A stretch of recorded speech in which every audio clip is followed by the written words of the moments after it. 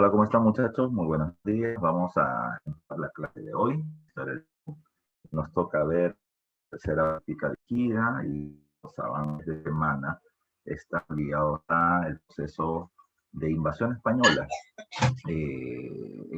o las consecuencias de la inmediata invasión española que terminan siendo las guerras civiles, la resistencia inca y el proceso largo y bastante amplio del virreinato del Perú. ¿Ya? Entonces, comencemos ubicándonos un poco. ¿Ya? La parte final de la clase pasada, las últimas preguntas, estaban ligadas al proceso de invasión española a América y al Tahuantinsuyo.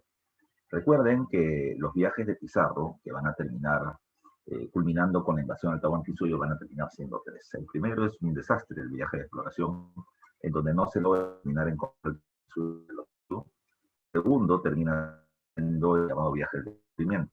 De superar algunos problemas iniciales que terminaron siendo, sobre todo, el haberse suspendido el viaje por parte del nuevo gobernador de Panamá, que era Bartolomé Opero de los Ríos. Recuerden que 13 personas deciden continuar, los 13 de la isla del Gallo, y se va a terminar llegando hasta el Chinchaysuyo, guiados por parte de los indios Tayanes. Después de haberse conocido parte ya del Tahuantinsuyo, la zona de Tumbes, haber visto Chan Chan, etc., les decía la vez pasada, no podían invadir porque les terminaba faltando permiso y gente.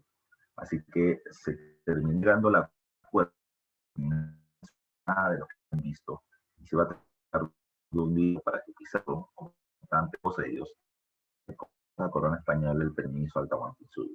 Y eso termina siendo, o eso se termina cristalizando a través de la capitulación de Toledo, donde, y recuerden esto porque es importante para esta parte, en la capitulación de Toledo, la corona española le otorga el permiso a Francisco Pizarro para poder invadir el Tahuantinsuyo. Y va a terminar creando un nuevo territorio llamado con el nombre de la Gobernación de la Nueva Castilla, que va desde la línea ecuatorial 200 leguas hacia el sur, en donde Francisco Pizarro tendrá el título de gobernador o jefe político y capitán general o jefe militar del territorio. Ese es fundamental, ¿ya? Es fundamental porque Pizarro es el que obtiene los mayores beneficios y ventajas de acuerdo. Era algo que ya se había previsto, ¿eh? Los tres socios de conquista, Agro, Luque y Pizarro, que Pizarro había capitaneado el viaje y ya que Pizarro había insistido en que este se mantenga, entonces él debería tener el mayor rango. Pero Almagro quería tener el título de adelantado, fundador de ciudades en nombre de la corona española, y por lo tanto repartir territorios entre él y sus aliados. Y por otro lado, Luque quería ser o de América. En negociación, a Almagro y a Luque el título de alcalde y de solo la pequeña ciudad de Tumbes, ¿no? Cual hacía una variación muy grande de poder interesar Almagro sobre todo.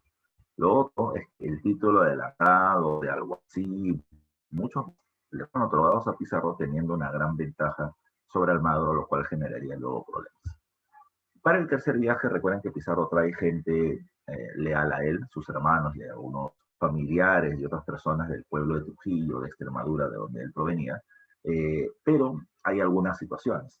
Recuerden que Luque ya ha fallecido, en su reemplazo el líder religioso va a ser el cura Fray Vicente Valverde, y Almagro está molesto porque no le entregan lo que él consideraba que era legal, ¿ya? O que era parte de la negociación, pero Pizarro le otorga el título de adelantado como, digamos, cediéndole lo que él le ofrecía.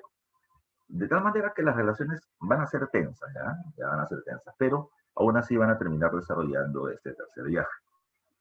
En el tercer viaje, recuerden que en la ciudad de San Miguel de Tangarana, en Piura, se va a terminar conociendo el desenlace de la guerra civil entre Guajardo y Atahualpa, que ellos también recién se enteraban que había sucedido. ¿Ya? Dentro de este proceso, algo que estoy diciendo, si me están preguntando si Pizarro, conquista pobre, era criador de chanchos alfabeto, era pobre con la mayoría de los señores que tenían llegando a ¿ya? Buscando aventuras, pero por están buscando cambiar su condición económica también. ¿Ya? Y muchos lo van a lograr, aunque varios pierden la vida también en el camino. Ahora, regresando regresando al caso, ya regresando al caso. Recuerden que se va a terminar produciendo tras esto la entrevista, captura y asesinato de Atahualpa en Cajamarca. Y tras el asesinato de Atahualpa, que termina siendo el evento principal, pues ahora los españoles vienen teniendo como objetivo terminar llegando al Cusco. Les decía la vez pasada que van a haber 3 elementos que favorecen a los españoles para esto. Uno, a uso de Capañán, que va a terminar permitiendo rápidamente la movilización de los españoles y su gente o sus aliados hacia el Cusco. El segundo va a terminar siendo el apoyo de muchas etnias que buscaban su autonomía con respecto a los incas, porque no se olviden que los incas eran un imperio que terminó sometiendo a diferentes pueblos, y estos pueblos vieron en los españoles que han derrotado a Atahualpa a alguien con el que se podían aliar para poder recuperar su libertad. No se olviden que ha sido pregunta de examen de admisión, varios pueblos los apoyan los Huaylas, los Tumpis, los Tayanes, los Cañari, los Chachapoyas, los Chancas, ¿ya? Y los Huancas principalmente, ¿ya? Todos esos grupos, repito, por interés de recuperar su autonomía, van y se enfrentan o apoyan a los españoles para enfrentar a los incas. También recuerden que en el camino la cuestión no fue fácil, porque los generales de Atahualpa van a intentar frenar el avance de los españoles, ya lo veremos en uno de los puntos de las preguntas. El otro caso a tomar en cuenta es que para poder ingresar al Cusco, los españoles necesitan apoyo de nobles incas, que un grupo de ellos, caristas, van a terminar planteando apoyo en el momento de que, así como tú me apoyaste, más como ustedes han tratado para ingresar al Cusco, necesitan apoyo de los nobles, y yo lo puedo hacer. Si no somos nombrados incas, pues les permitiríamos a ustedes el Cusco y el oro. Los españoles acceden y apoyan primero. Dime. Me parece que alguien me preguntaba algo. Se escucha trabado. Ya, a ver. Voy a ir cambiando de máquina. Espera un momento.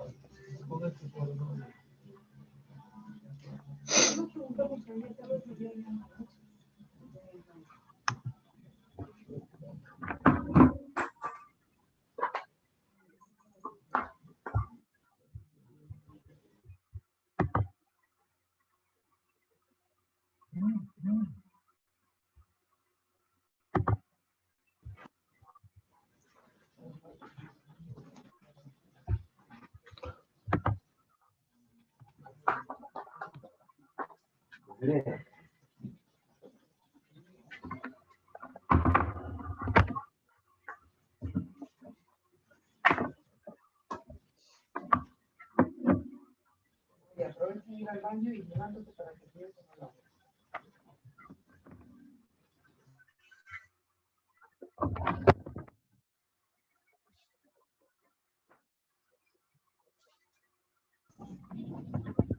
Para poder cambiar.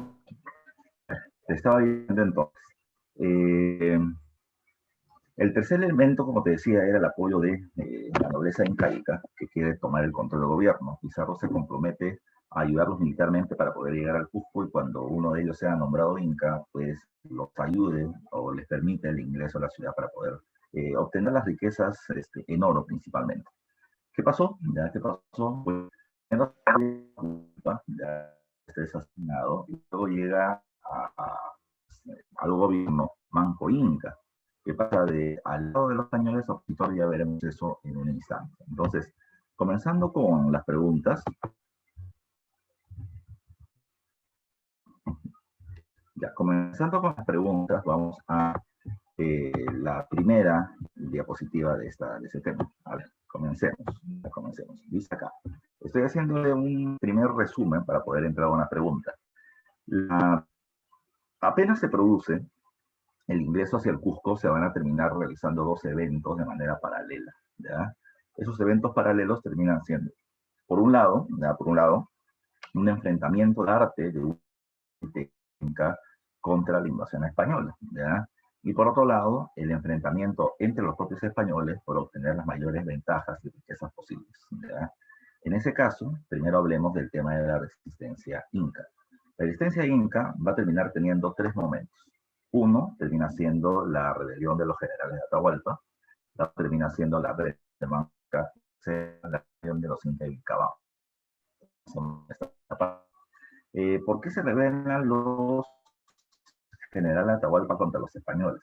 Bueno, recuerden que el objetivo inicial es que cuando Atahualpa estuvo prisionero en Cajamarca y termina estableciendo el pago del rescate por su vida a los españoles, el objetivo real terminaba siendo que sus tropas se reorganicen y lo terminen liberando de la zona de Cajamarca. ¿Ya? Entonces, ya, ahorita voy a cambiar de imagen, porque estoy esperando que cargue bien. Ya, te decía, voy a cargar nuevamente, ya, nuevamente. Ya, escúchame. Entonces, te decía, en el caso de Atahualpa, o en el caso de los generales de Atahualpa, al no poder liberar al mismo, lo que van a intentar ahora es evitar que los españoles terminen llegando hacia la ciudad del Cusco, ¿ya? Como si intentar evitar que los españoles tomen el control no solamente de la ciudad, sino que tomen el poder. Ahora, había los generales de Atahualpa que terminan siendo los españoles un número muy reducido, no mayor a 150 personas. Pero en realidad el poder de los españoles estaba en el apoyo que tenían y que podían seguir consiguiendo de diversos pueblos indígenas. Por eso mismo, el segundo objetivo de los generales de Atahualpa era evitar eso, ya sumen a los españoles, lo cual podría hacer difícil el control sobre ellos. El otro objetivo muy bien, ya muy bien los generales de Atahualpa, que si llega, digamos, la familia, las familias opositoras, como la de Huáscar o Tupayipanqui, a tomar el control del gobierno en el Cusco, pues estos generales terminarían perdiendo su poder, porque ahora salían a ser los renegados o los líderes militares de oposición. Por eso mismo, que ellos también van a terminar buscando durante este periodo llegar al Cusco, nombrar a uno de los hijos de Atahualpa, Tito Atahualpa, como nuevo inca. De esa manera, a través de él, aseguraban su permanencia o su influencia en el pueblo. ¿Qué es que considera? Los generales que van a terminar encabezando esta lucha terminan siendo cuatro. Terminan siendo Rumiñahui, ya termina siendo Quisquis, termina siendo Cachimac y Yuragualpa. Terminan siendo los líderes de la fuerza militar. Ahora, estos tres, sobre todo estos tres, Rumiñahui, Cachimac y Quisquis, se van a terminar dividiendo el territorio del Tahuantinsuyo. Rumiñahui va a dirigir las tropas en el norte, Cachimac en el centro y Quisquis en el sur. ¿Ya? Los tres van a terminar siendo finalmente derrotados, pero acá destacan dos de ellos. Cachimac es el que termina prácticamente siguiendo a los españoles en su trayectoria hacia Cusco. Es tomado prisionero y se le acusa de haber asesinado a Tupac Hualpa, que iba a ser precisamente el elegido como inca.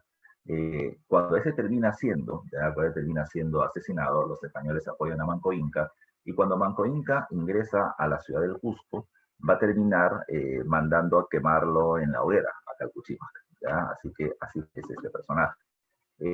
Por otro lado, Kiss es que va a terminar comprando el León en la fase final, va a terminar siendo derrotado él.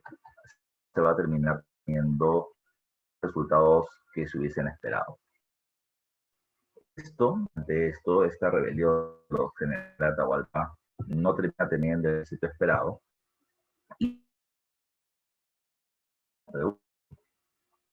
A ver, voy a cambiar de máquina.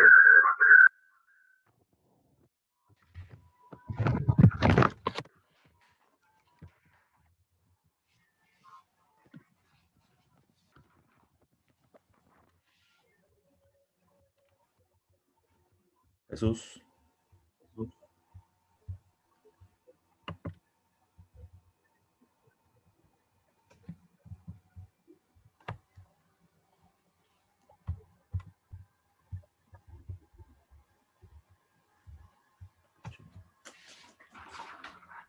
Ya cambié de máquina. Y ahora sí, retomamos entonces todo el principio. Buenos días, muchachos. Bueno, esta clase vamos a terminar haciendo la tercera dirigida o el avance, disculpen los problemas técnicos que he tenido, Tenemos que ver guerras civiles entre los españoles, la resistencia incaica y el tema del virreinato. Ya les comentaba, recordando precisamente que en el tercer viaje de Francisco Pizarro van a terminar existiendo tres elementos que terminan siendo básicos para poder tomar el control del Cusco, ¿ya? Después de haber sido capturado, enjuiciado y asesinado a Atahualpa en Cajamarca, los tres elementos que apoyan a los españoles terminan siendo, uno, el uso del Capañán, ya los caminos del Inca que facilitarán rápidamente la movilización de los españoles y sus aliados hacia la capital del Tahuantinsuyo. Lo segundo termina siendo el apoyo de una serie de etnias o pueblos que veían en los españoles la forma de poder recuperar su autonomía o independencia política. Como por ejemplo el pueblo de los Huaylas, de los Cañaris, de los Tumpis, de los Pastos, de los Chachapoyas y varios otros más. Destacando los huancas, que luego van a terminar haciéndole juicios a los españoles, demostrando que habían sido aliados y que querían una recompensa por los apoyos que habían terminado brindando. Y por otro lado, recuerden que una vez que Atahualpa había sido tomado prisionero, no solamente había sido derrotado Huáscar, sino también la familia de Tupayupanqui. Y estos van a terminar aprovechando el asesinato de Atahualpa para poder brindarle sus servicios a Pizarro. Su propuesta era, ustedes no pueden ingresar a la capital porque solamente ingresan los nobles. Ahora, si ustedes nos apoyan a nosotros a terminar entrando a la capital y proclamarnos incas, nosotros los ayudaremos a ustedes españoles a que entren a la ciudad y terminen obteniendo el oro y la plata que ustedes desean. Con ese respaldo, los españoles apoyan inicialmente a Tupac Hualpa para que sea nombrado inca y van a comenzar precisamente el desplazamiento hacia el sur. En ese proceso de desplazamiento es que se va a terminar observando la primera etapa de enfrentamiento de la población, de una parte de la población inca contra los españoles. Precisamente la primera etapa de este enfrentamiento se produce por los generales de Atahualpa, que habían terminado fracasando al no poder liberar a Atahualpa de la región de Cajamarca, y que van a tener como objetivos precisamente durante este proceso, uno, evitar que los españoles lleguen al Cusco y terminen tomando el control de la ciudad capital, ejerciendo el poder de la misma. Segundo, saben muy bien que los españoles no llegan ni a 150 personas, termina siendo un grupo muy reducido. Ahora que... Ya, a eso ahorita lo voy a responder. Termina siendo un grupo muy reducido y si en realidad los españoles van a terminar teniendo éxito, será gracias a el control o el apoyo que puedan obtener diversos pueblos. Lo que van a hacer los generales de Atahualpa en el camino es entrar a diversas poblaciones y amenazarlos de que no se pongan del lado de los españoles, ¿ya? Porque cuando ellos ganen, porque ganarán, esa era la propuesta de los generales de Atahualpa, entonces van a terminar cobrando venganza sobre todos aquellos que los traicionaron. Los generales de Atahualpa, ¿qué hacían? Por ejemplo, terminaban destruyendo las colcas, que eran los almacenes de alimentos en el camino. ¿Y por qué lo terminaban haciendo? Para que los españoles no tengan recursos, ya para que sus aliados tampoco lo tengan, y vayan desistiendo ya de respaldar a los españoles y de tomar el control de la capital.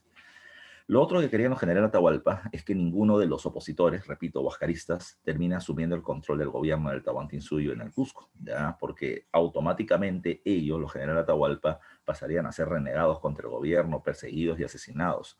Por eso es que ellos querían poner a alguien de su bando como gobernante. La propuesta era que uno de los hijos de Atahualpa, un niño llamado Tito Atauchi, sea proclamado inca y que ellos puedan seguir ejerciendo el poder. Lamentablemente para ellos no terminó resultando como quería. Los principales generales de Atahualpa terminaron siendo esos cuatro que le estoy poniendo en la parte inferior de la diapositiva, ¿ya? Pero en este caso particular, Rumiñahui, Calcuchimac y Quisquis, ¿ya? Eran los que terminaron dividiéndose el territorio del Tahuantinsuyo militarmente, ¿ya? Militarmente para realizar estas actividades. Rumiñahui en el norte, Calcuchimac en el sur y Quisquis en el centro. El caso de Calcuchima fue seguramente el más importante, porque es el que estaba prácticamente siguiendo a los españoles en su trayecto hacia el Cusco, pero terminó siendo derrotado y tomado prisionero. Como prisionero se le acusa de haber envenenado a Tupac Hualpa, y por eso es que los españoles apoyan a Manco Inca ahora como gobernante. Cuando este termina asumiendo el cargo de Inca en el Cusco, una de sus primeras medidas fue terminar quemando públicamente a Calcuchima. ¿Ya? Lo mata en una hoguera. ¿Ya? Pero para muchos investigadores, en realidad la interpretación real es que a Calcuchimac o Calcuchimac no mata a Tupahualpa, sino al parecer es una pelea por el poder entre la misma élite inca. Manco Inca es más probable que haya terminado promoviendo ese asesinato. Bueno, recuerden que tras esto, ya los españoles logran entrar a la ciudad capital y ahí viene una pregunta de examen de admisión. Cuando los españoles entran a la capital, Manco Inca permite que los españoles saqueen los templos, ya saquen los templos. Es más, que también obtengan y saquen a las panacas de sus viviendas y los españoles se queden con ellas. Supuestamente iba a ser momentáneo, pero ya sabemos que eso no fue así, se quedan prácticamente 300 años. Ahora, ¿dónde está la pregunta de examen de admisión? La pregunta de examen de admisión va con esto. Cómo obtienen los españoles una gran cantidad de oro al principio durante su proceso de invasión al Tahuantinsuyo? Y recuerden que son a través de dos elementos. Uno, a través del rescate de Atahualpa, y dos, gracias al saqueo de los templos de la ciudad del Cusco. No se olviden ese dato. Ahora, tomando en cuenta este dato que te estoy mencionando, vamos a la pregunta número uno. La pregunta número uno me dice, la resistencia andina comenzó con el enfrentamiento de los guerreros atahualpistas contra los invasores hispanos. Al respecto, señale lo incorrecto. Me está pidiendo lo falso. Dice, uno, la resistencia quiteña empezó tras la muerte de Huayna Cápac. Profe, ¿qué es eso de la resistencia quiteña? A ver, les había mencionado que era esto la vez pasada. Cuando Huayna Cápac se encuentra mal de salud, según la crónica de Juan de Betanzos, se le termina pidiendo a Atahualpa que sea inca, ¿ya? Pero este lo rechaza. Y termina pidiendo el propio Atahualpa ser nombrado Inca Rantin, algo así como virrey, ¿ya? Y que desde Quito o Tumebamba él iba a continuar la expansión del territorio inca en el norte, ¿ya? Apar- Producto de esto, algunos autores terminan mencionando de que existen dos élites, ¿ya? Una élite cusqueña y una élite quiteña. No es porque Atahualpa haya nacido en Quito, sino porque él venía teniendo su centro de poder militar ahí, y desde ahí va a iniciar precisamente la guerra contra Huáscar. Por eso se les habla de los quiteños, ya contra los cusqueños. Entonces, como Atahualpa venía teniendo su centro de poder ahí, por eso hablan de su gente, ¿no? De los atahualpistas. Entonces, los atahualpistas empezaron, su resistencia empezó tras la muerte de Huayna Cápac. De Huayna Cápac no, ya ellos van a terminar rebelándose a partir de la captura, ya, y la muerte de Atahualpa. No tiene nada que ver con Huayna Cápac. De la primera es falsa, y me están pidiendo las falsas, ¿ah? Entonces, con eso podría ser la B de beso o la D de dedo, ¿ya? Porque tiene que ir la 1 como falsa. La resistencia atahualpista tuvo como líder a Tupac Hualpa. No, al contrario, al contrario. Recuerden que los líderes van a ser estos generales que te he mencionado, Rumiñahui, Calcuchima y Quisquis, ¿ya? Y Quisquis. Ellos van a terminar en el camino asesinando a Tupac Hualpa, ¿ya? Se le acusa a Calcuchima de eso. Tupac Hualpa estaba del lado de los españoles. Entonces, si es 1 y 2, la clave debería ser la D, porque tiene que contener a las falsas. Y la 3 me dice, ¿Calcuchima venció a los pizarristas en su marcha hacia el Cusco? No. Como te dije, terminó siendo, o los enfrentó, pero terminó siendo capturado y asesinado. Así que la clave termina siendo la de dedo, ¿ya? Profe, ¿qué hace Yuragualpa? ¿Ya? A ver, lo que pasa es que estoy nombrando principalmente a Rumiñahui, Calcuchima y Quisquis, porque son los oficiales de mayor rango que toman el control del norte, el centro y el sur del imperio para enfrentar a los españoles. Entre estos, además, destacarán otros generales. Entre ellos destaca Yurahualpa, ¿ya? Pero los tres más importantes son los que te he mencionado. Ahora, tomando en cuenta esto, repito, este grupo terminó siendo derrotado, los españoles entraban a la ciudad del Cusco. ¿Qué va a terminar pasando tras esto? Manco Inca va a terminar teniendo problemas. Manco Inca es teóricamente el Inca, es el que gobierna, pero los españoles están saqueando la ciudad, han terminado perjudicando a las panacas, quitándolos precisamente de sus dominios, de sus territorios, y por lo tanto habían dos inconvenientes. Las panacas no están de acuerdo con los españoles, ya las panacas no están de acuerdo para nada con los españoles, porque no respetan su posición social de panaca, ya de la élite incaica. Y por otro lado, Manco Inca tampoco está muy de acuerdo con lo que está pasando, porque los españoles no respetan la autoridad de él como gobernante, ¿ya? Yo siempre menciono dos eventos. Hay constantemente reuniones entre Pizarro y Manco Inca, pero Manco Inca no habla con Pizarro, ¿ya? O sea, no habla directamente porque Manco Inca es el hijo del Inti y Pizarro es es un ser humano cualquiera. Cada vez que Pizarro quería hablar con Manco Inca podían estar en la misma sala, pero Pizarro tenía que hablar con un sirviente que era su interlocutor. y este le hablaba a Manco Inca. Manco Inca le respondía a este sirviente y este a Pizarro. Llegó un momento en que Pizarro dijo, oye, ¿sabes qué, Manco Inca? Ubícate, acá el que tiene el mando soy yo. Se paró y le metió una cachetada demostrando su autoridad. Y Manco Inca ya se da cuenta de que esto no era como él lo pensaba al principio. Segundo, violan a la mujer y a las hijas de Manco Inca frente a él en el Coricancha. Así que la falta de respeto a su autoridad y la falta de respeto hacia las panacas hace de que Manco Inca pase de aliado de los españoles a opositor del mismo. Pongo el título de Resistencia Inca acá y la fecha de 1536, porque San Marcos lo usó haciendo una pregunta de examen de admisión. San Marcos terminó planteando de que las rebeliones de los incas contra los españoles comienzan en 1536 y esto fue liderado por. Van a terminar dejando de lado la historia de los generales de Atahualpa para hablar de que esto comienza con Manco Inca en ese momento. Entonces, por eso estoy utilizando el concepto recién ahí. Recién ahí. Dice, ¿qué cosa es esto? La resistencia inca, que comienza con Manco Inca, es una rebelión parcial de la nobleza incaica.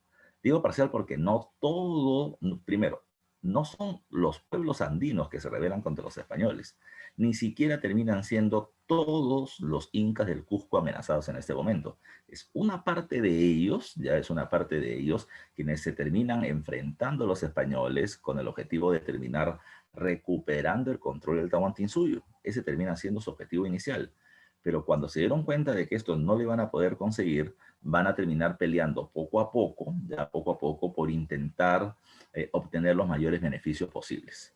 Esta rebelión es muy larga, acá dice que tiene 35 años, pero hay que tomar en cuenta de que en realidad no va a terminar teniendo el poder que se cree, ¿ya? Va a terminar siendo, como dice por acá, rápidamente diluyéndose, perdiendo fuerza y perdiendo capacidad de negociación. La resistencia inca comienza con la rebelión de Manco Inca en 1536. Como te decía, pasa de aliado a opositor. ¿Por qué? Porque no respetan su autoridad ni los beneficios de las panacas, ¿ya? ¿Qué es lo que hizo él? Él terminó aprovechando que Francisco Pizarro había salido de la ciudad del Cusco. ¿Hacia dónde se fue Pizarro? Pizarro está buscando una ciudad portuaria para poder tener contacto comercial con España. Recuerden que se menciona que Jauja es la primera capital del Perú. Pero en su viaje, Pizarro va a terminar descubriendo otra que termina siendo Lima. La ventaja de Lima terminaba siendo dos cosas. Uno, el clima, ¿ya? El clima. Profesor, pero si el clima de Lima es medio feo, ya hay mucha humedad, el cielo no tiene un buen color, etcétera. Sí, pero el clima terminaba siendo muy templado en comparación a los climas de la sierra. Y segundo, y lo más importante, la salida al mar por el puerto del Callao, ¿ya? Para poder huir en caso de una rebelión muy fuerte contra ellos y para poder tener comercio con España, ¿ya? Pero mientras que Pizarro termina llegando a Lima y la va a terminar estableciendo como capital, recuerden que se queda como líder de la ciudad del Cusco su hermano Hernando, Hernando Pizarro. Profesor, y Diego de Almagro, ¿por qué no? Lo que pasa es que cuando los españoles llegan al Cusco, Diego de Almagro recibe una noticia supuestamente buena para él. La corona española había terminado estableciendo la ampliación de la capitulación de Toledo, planteando de que se habían equivocado al darle solamente beneficios a Francisco Pizarro porque Almagro también era capitán del viaje. Y se decidió crear una nueva gobernación, llamada la gobernación de la Nueva Toledo, ya como lo veremos más adelante. Y te daré las especificaciones luego. Pero como no estaba Almagro y su gente, que habían viajado hacia el sur, Hernando Pizarro, hermano de Francisco, se queda en la dirección de la ciudad. Aprovechando el caso, Manco Inca le dice, tengo un regalo para ustedes, no les ha agradecido porque gracias a ustedes termina siendo Inca. Como regalo tengo una estatua de mi padre Huayna Cápac hecha de oro macizo y se la quiero regalar. ¿Dónde está? Dijo Hernando Pizarro. Lo que pasa es que no está acá. Está en un pueblo llamado Vitcos o Vilcabamba y me quiero ir hacia allá para poder traer el regalo. Hernando Pizarro le dijo, vete hermano y ven lo más rápido posible. Hernando vino, pero con tropas, ¿ya? Y se produce precisamente su rebelión. La rebelión de Manco Inca, recuerden, se va a terminar produciendo en dos escenarios. Un grupo va a terminar rebelándose en la ciudad del Cusco, encabezado por Manco Inca, y otro grupo va hacia Lima, encabezado por su primo, el general Kisu Yupanqui.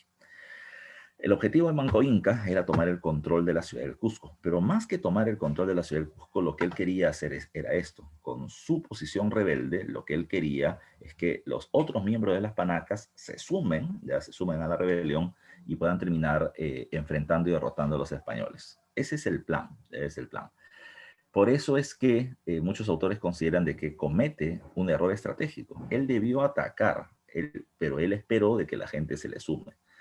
Su espera terminó siendo larga, ¿ya? Él asedió, rodeó la ciudad del Cusco, ¿ya? Pero no la invadió violentamente.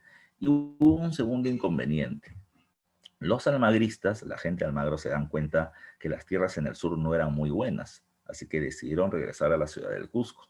Y en ese retorno de Almagro van a haber dos hechos especiales, ¿ya? Dos hechos especiales. El que nos interesa ahorita, ¿ya? Es que uno de los nobles indígenas que se había ido con Diego de Almagro, llamado Paulu Inca, ¿ya? Paulu Inca, se opone a la rebelión de Manco Inca y conversa con las panacas planteándoles, ya plantea los beneficios que se podían obtener si siguen siendo aliados de los españoles. Eso terminó generando de que muchas panacas que querían pasar a la rebelión se terminan retrayendo y se pongan del lado de los españoles, haciendo que esta rebelión flaquee. Lo segundo es que los almagristas estaban descontentos con algo. Diego de Almagro consideraba de que el Cusco estaba dentro de la Nueva Toledo, y los pizarristas ya se lo habían repartido. Así que, ¿qué hizo Diego de Almagro? Diego de Almagro, por el momento, dejó de lado su bronca con los pizarristas, se unió a ellos y enfrentó a Manco Inca.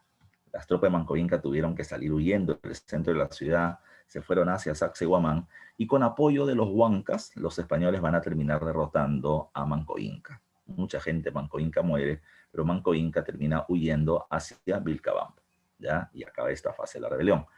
En la misma rebelión, en Lima, ¿qué es lo que pasó? Para poder avanzar de Cusco a Lima, hubieron varios problemas. Primero, los traicioneros huancas, ya que estaban del lado de los españoles, le dijeron, te vamos a ayudar, anda avanzando tú, nosotros vamos a seguir tras tuyo, pero nunca lo hicieron.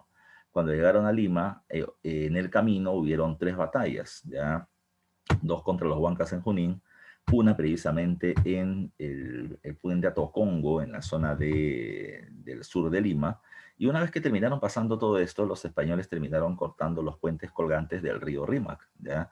De tal manera que cuando los españoles se pusieron en la zona del distrito del Rímac, y los españoles estaban al frente del río, en la zona de Lima, no podían avanzar, primero porque están en febrero de 1537, ¿ya? Las aguas del río crecen o estaban crecidas y no terminaron permitiendo el avance de la gente de Quisuyupanqui.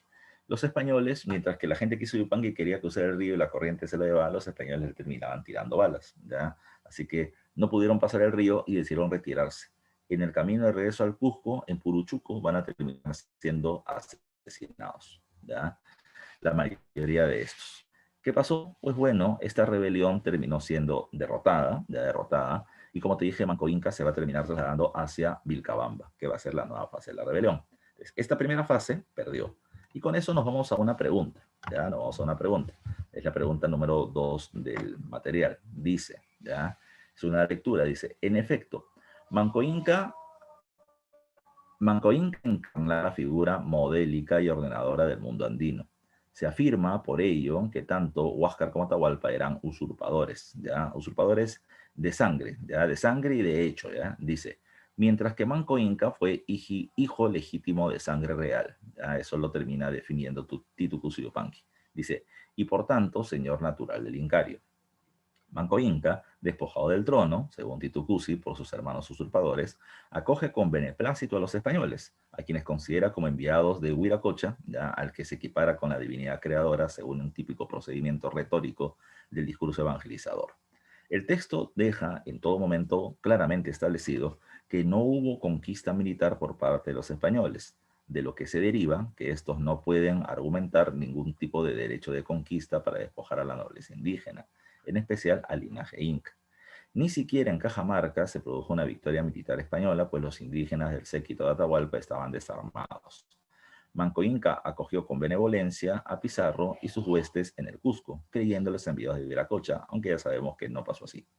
Respecto al texto ya anterior, alusivo a la resistencia andina, es correcto concluir que la. Entonces, vamos a ver qué dice. Dice A.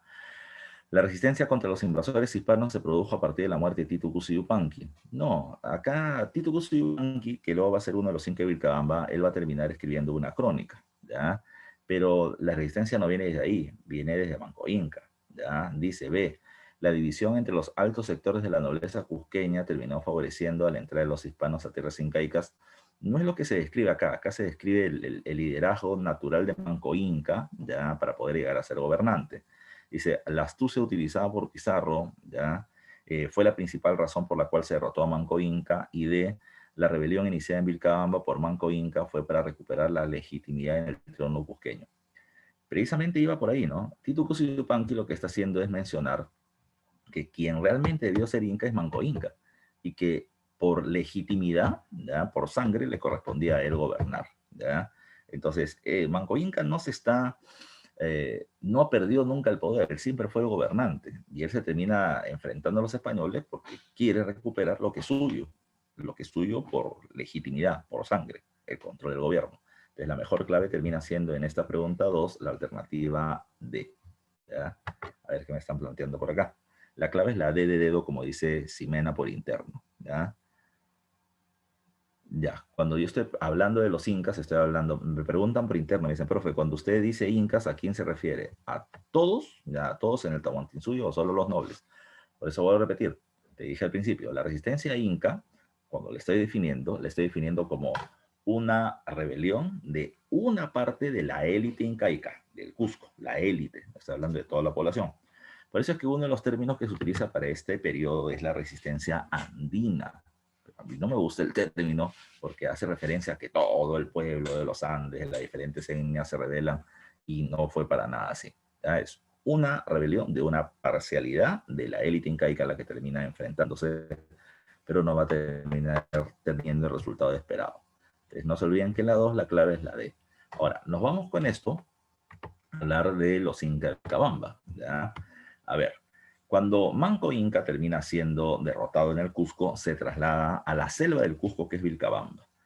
Él sigue intentando organizar gente para poder rebelarse contra los españoles, pero hubo algunos elementos más. Te había dejado la historia de los españoles en que los almagristas apoyaron a los pizarristas para derrotar a Manco Inca. Pero una vez que Manco Inca fue derrotado, los almagristas, uno, capturan a los hermanos de Atahualpa y los toman prisioneros y toman el control de la ciudad del Cusco. Y esto terminó generando la primera guerra civil, ¿ya? La captura de los hermanos de Francisco Pizarro en la batalla de Abancay o Pachachaca, ¿ya?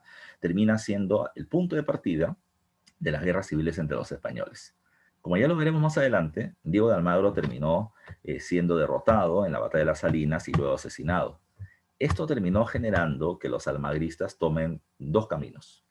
Un grupo terminó decidiendo ir a Panamá, ya donde Manco Inca había tenido un hijo con una mujer indígena, y proclamarlo como heredero a la gobernación de la Nueva Toledo. ¿Ya? Ese va a ser el famoso Diego de Almagro el Mozo. Pero otro grupo, mientras que esto venía pasando, otro grupo dijo, bueno, si el objetivo es terminar derrotando a Pizarro, ya Pizarro y su gente, podemos unirnos a Manco Inca, ya unir esfuerzos y derrotar a Francisco Pizarro. Bueno, este grupo se acerca a Manco Inca, le plantea unir esfuerzos, pero al final los almagristas asesinan a Manco Inca. ¿Y por qué lo asesinan? Porque no querían ponerse bajo su autoridad. Lo que querían ellos es que Manco Inca reconozca a los españoles como líderes, y como no lo hicieron, lo mataron. La muerte de Manco Inca va a terminar marcando el inicio precisamente de la rebelión de los Inca de Vilcabamba. Sus hijos, como te decía al principio, no van a terminar teniendo una lucha muy fuerte, al contrario, se dieron cuenta que no pueden derrotar a los españoles, que recuperar el Tahuantinsuyo era complicado, así que por lo tanto deciden hacer otra cosa. Lo que decidieron fue obtener la mayor cantidad de beneficios posibles en este proceso. El hijo de Manco Inca, Zaire Tupac, considerando ello, termina pidiendo una reunión en Lima con el virrey. Así que le terminan dando el salvoconducto para llegar a Lima, tiene reunión con el virrey en la capital, y una vez que llega acá, plantea a él lo siguiente. A ver, yo veo que ustedes españoles están peleando por las encomiendas, ¿ya? Por las encomiendas. En un momento les hago recordar que es una encomienda, ¿ya? pero de las encomiendas dependía la riqueza económica para ese momento entre los españoles, ¿ya? Entonces, como ustedes te están peleando por encomiendas, vamos a hacer lo siguiente. Yo reconozco la autoridad del rey de España sobre ese territorio y me convierto en su súbdito, siempre y cuando él me termine dando a mí la encomienda del Yucay. El Yucay no era cualquier cosa, ¿eh? El Yucay era la región más fértil de todo el Tahuantinsuyo y él quería esas tierras fértiles para su uso. Así que el gobierno virreinal dijo, bueno, si con eso vamos a terminar acabando, ya acabando con la rebelión o con la resistencia inca, démosle. Y le dieron a Sayritupa la encomienda del Yucay. De esa manera, supuestamente acabó la resistencia incaica. Pero otro grupo de la gente manco inca va a decir que no. Otro hijo de Manco Inca llamado Titu Cuzipanqui dice, no, no, no, no, ¿por qué? ¿Ya? Aquel que ha terminado declinando a rebelarse es mi hermano. Eso no significa de que todos los incas nos estemos sometiendo. Por tanto, Titu Cuzipanqui va a terminar firmando un acuerdo que es la paz de Acobamba, ¿ya? Titu Cuzipanqui, ¿qué es lo que va a hacer? ¿Ya? ¿Qué es lo que va a hacer? Él toma las armas, se enfrenta un tiempo a los españoles, pero cuando se da cuenta que ganar es imposible, negocia. Y en la negociación él plantea, yo Titu Cuzipanqui reconozco al rey Felipe II de España como rey de esos territorios, pero siempre y cuando él me reconozca como su igual, porque él es rey y yo también soy el rey, y por lo tanto necesito que reconozca mi reino.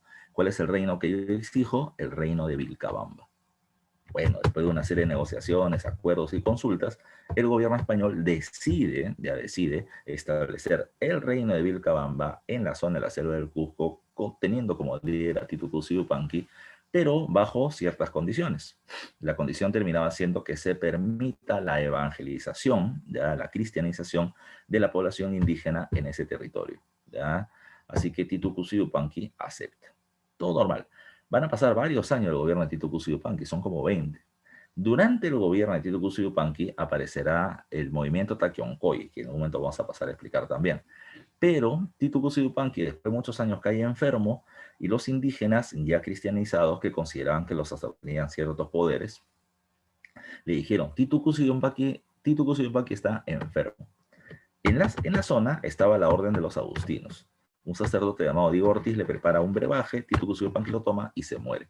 Acusaron a los sacerdotes de haber asesinado a su líder y ellos van a perseguir a los sacerdotes asesinándolos también. Cuando muere Titu Cuzipanqui, el hermano de este llamado Tupac Amaru decide romper los vínculos comerciales y el acceso de los españoles a la zona de Vilcabamba, ¿ya? Lo que implicaría tener unas relaciones hostiles nuevamente con España. No llega a batallas, ¿eh? Pero se va a terminar asesinando a un comerciante español que entra a Vilcabamba y las relaciones se hicieron muy tensas. Para su mala suerte, ya para ese momento el nuevo virrey del Perú era Francisco de Toledo. Y una de las tareas de Francisco de Toledo era terminar acabando con estas múltiples rebeliones que sucedían en el territorio andino. Por eso es que lo que hace Toledo es enviar una comisión que capture a Tupac Amaru y lo termine llevando a la ciudad del Cusco. Varios de ustedes, espero recuerden qué pasó. Tupac Amaru es llevado al Cusco, lo van a terminar declarando traidor y lo van a terminar asesinando a través de la decapitación. Se termina trayendo a varios caciques de diferentes pueblos del Cusco para que vean la ejecución de Tupac Amaru primero, ¿ya? Y este no solamente fue decapitado, sino también descuartizado. Y las partes de su cuerpo llevados a las diferentes provincias, ¿ya? Por los caciques y exhibidos públicamente para que la gente vea de que su inca, el líder, había muerto. Y si alguien más decide rebelarse, así va a culminar. ¿Ok? No se olviden de eso. Recuerden que con la muerte de Tupac Amaru se habla de un regicidio. Acaban de matar al rey de los incas, ¿ya? Porque terminaba siendo inca de Vilcabamba, como era reconocido el territorio. Pero su muerte también tan violenta terminó retrayendo la posibilidad momentánea de rebeliones. ¿Qué pasó? Como consecuencia de todo esto, la élite incaica terminó siendo sometida. O sea, ya no van a haber más rebeliones de esta parte de las panacas contra los españoles. Segundo, aparece un movimiento de resistencia cultural que va a estar explicado en varios elementos.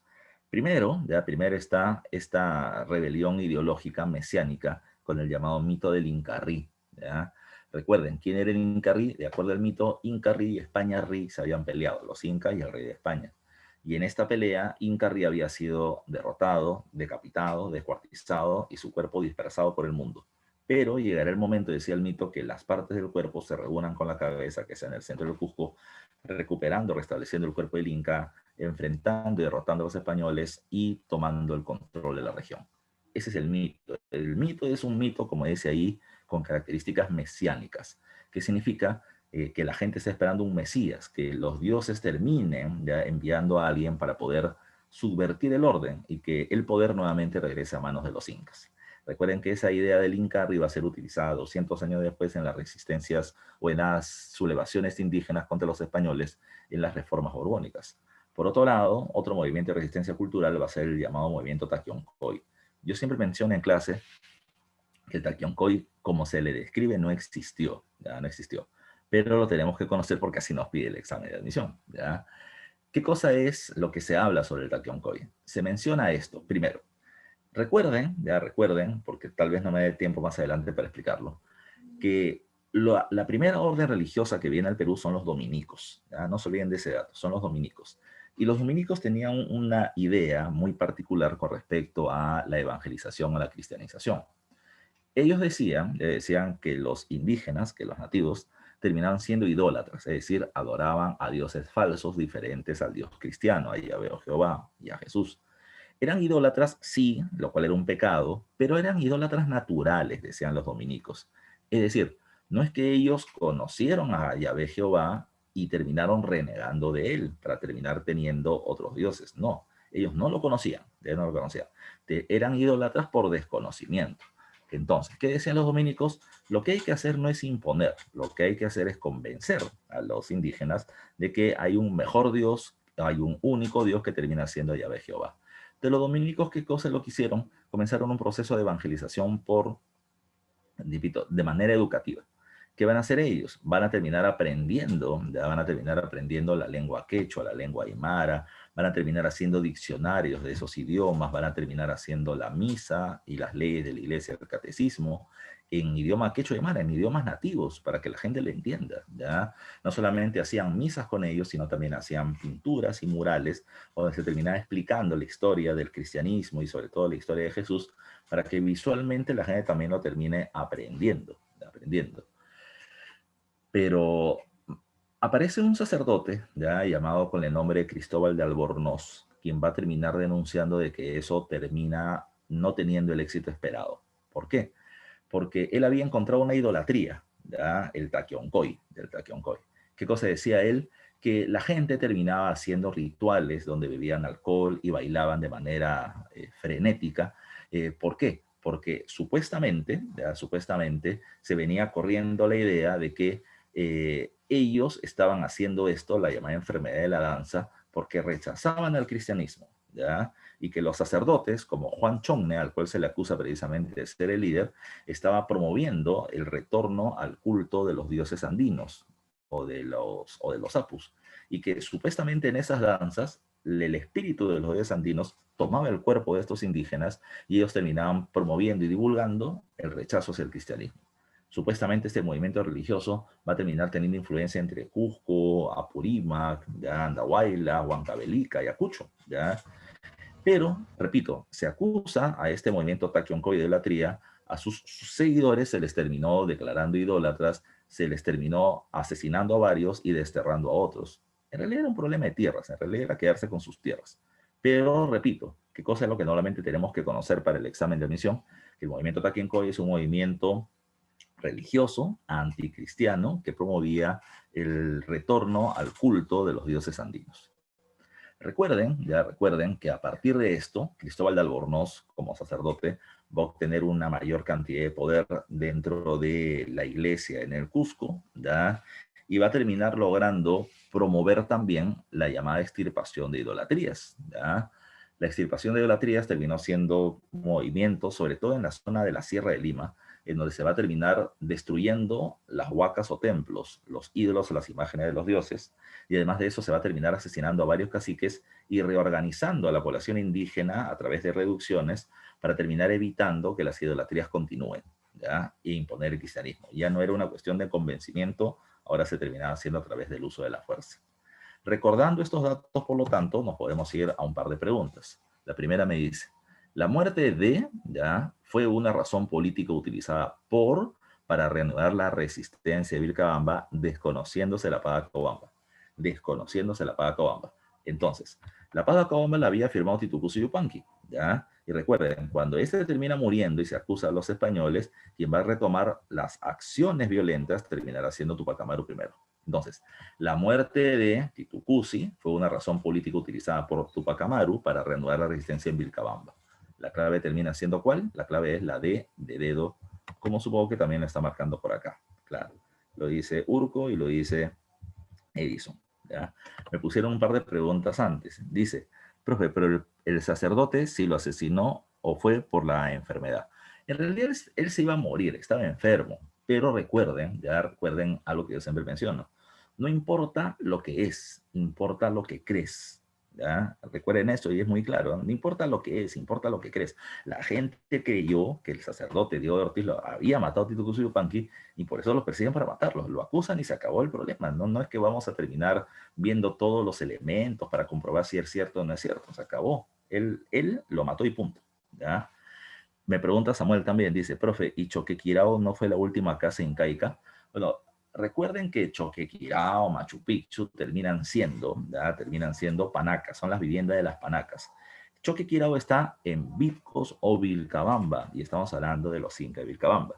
Choquequirao solamente termina siendo el centro arqueológico, la zona de vivienda que tuvieron los incas de Vilcabamba para aquel entonces. No hablamos de la rebelión de Choquequirao, hablamos de la rebelión de Vilcabamba, y la sede de los líderes era Choquequirao. ¿Ya? Para ponerlo así. No sé si me dejé entender, Samuel. A ver, pregunta número 4. No te olvides que en la 3 la clave es la D. Pregunta 4 dice, el movimiento cultural y religioso de resistencia contra el avance de la cultura occidental, con contenido fundamentalmente cristiano, procuró ser contrarrestado por el liderazgo de y el Recuerde, la idea era, dice acá, frenar el avance cristiano, ¿ya? Cristiano, o sea, de la religión como parte de la cultura occidental. Y eso se le atribuye al movimiento Taquioncoy, ¿ya? Por intentar mantener el culto a las huacas o los dioses andinos, ¿ya? Y como te dije, en una pregunta de examen de admisión también se planteaba que Juan Chongne terminaba siendo el sacerdote líder de este proceso. Así que la clave termina siendo la C de casa, ¿ya? La C de casa. No te olvides tú, Juan Chongne y el movimiento Taquioncoy. A ver, profe, pero me quedo con lo que tú me dices. En realidad existió el movimiento Taquioncoy, en realidad fue un movimiento religioso, tal como lo mencionas. En realidad no, pero para tu examen de admisión sí, ¿ya? Cuando ya estés en la universidad y en tu curso de estudios generales, ¿ya? O en la carrera donde estés, te manden a leer a Gabriela Ramos y Enrique Urbano, te vas a dar cuenta que no es nada correcto lo que se menciona. Pero hasta que se cambien los conceptos del Ministerio de Educación y de la OCA, entonces vamos a quedarnos con eso. Siguiente. Como te decía, hay dos eventos paralelos, la resistencia inca que ya recordamos y las guerras civiles entre los españoles. A ver, las guerras civiles entre los españoles se van a terminar desarrollando en 3 episodios diferentes, ¿ya? Primero terminan siendo la guerra de los de los primeros invasores, Pizarro contra Almagro y sus seguidores respectivamente. Segundo está la rebelión de los encomenderos, que va a ser liderada por parte de Gonzalo Pizarro y hasta intentó independizarse de España y va a ser derrotado por Pedro Lagasca en la batalla de Quijahuana. Y luego viene la rebelión de los insatisfechos, ya de Francisco Hernández de Girón. Las 3 rebeliones, las 3 fases de las rebeliones o de los enfrentamientos entre los españoles, viene teniendo como causa principal o causa de fondo el control de las mejores encomiendas. ¿Ya? Por eso le estoy poniendo acá con mayúscula, negrita y cursiva, ¿ya? Para que entiendas que esa es la causa principal y ha sido pregunta de examen de admisión. ¿Qué es una encomienda? Recuerden que una encomienda, ya como también está ahí descrito en la diapositiva, no es tierra ni esclavos. Los españoles que vinieron a América querían ser eso, querían ser señores feudales, dueños de tierras y personas que trabajen y tributen para ellos. Pero la corona española no les dio tierras en propiedad, les dio encomiendas. ¿Qué era una encomienda? La encomienda era un pueblo, era un pueblo indígena, era un pueblo indígena. Pero este pueblo no era entregado en propiedad a los españoles, ni la tierra de este pueblo, ni la población como esclava. Entonces, ¿qué cosa era esto? Lo primero que sucedió es que se tenía que definir qué cosa eran los indios. Y había un fuerte debate, ya había un fuerte debate entre los españoles, sobre todo entre Fray Bartolomé de las Casas y Gines de Sepúlveda, quienes debatían si el indio tiene o no tiene alma. respectivamente defendido por estos dos, ¿ya? Entonces, se decidió que mientras que no se defina qué cosa es el indio, si tiene alma y es humano o no la tiene, ¿ya? No la tiene, entonces los indios seguían siendo tratados como humanos, ¿ya? Seguían siendo tratados como humanos. Entonces, ¿qué es lo que va a pasar? Como van a ser tratados como humanos, ellos necesitan una guía, y la guía van a ser los españoles. A los españoles se les va a entregar un pueblo indígena bajo la condición de encomienda, y el español será el encomendero. El español, ¿qué tiene que hacer? El español tiene que cuidar, tiene que educar y tiene que evangelizar, convertirlos al cristianismo a esta población indígena que está bajo su mando, ya que está bajo su mando. Esa era la idea, esa era la idea. Entonces ustedes tienen que guiar ya a estas personas a que se conviertan en el cristianismo y protegerlas de que nadie les haga daño y educarlas no solamente bajo la fe, sino en la cultura occidental. Como ustedes están haciendo varios trabajos con respecto a los indígenas, por lo tanto, ¿qué harán? Seguirán haciendo su vida normal. Si cultivaban, seguirán cultivando. Si terminaban teniendo ganado, lo seguirán teniendo. Pero como ustedes están haciendo un trabajo, necesitan una recompensa. Por lo tanto, parte de lo que los indígenas produzcan se les va a entregar a los españoles encomenderos con el nombre de tributo.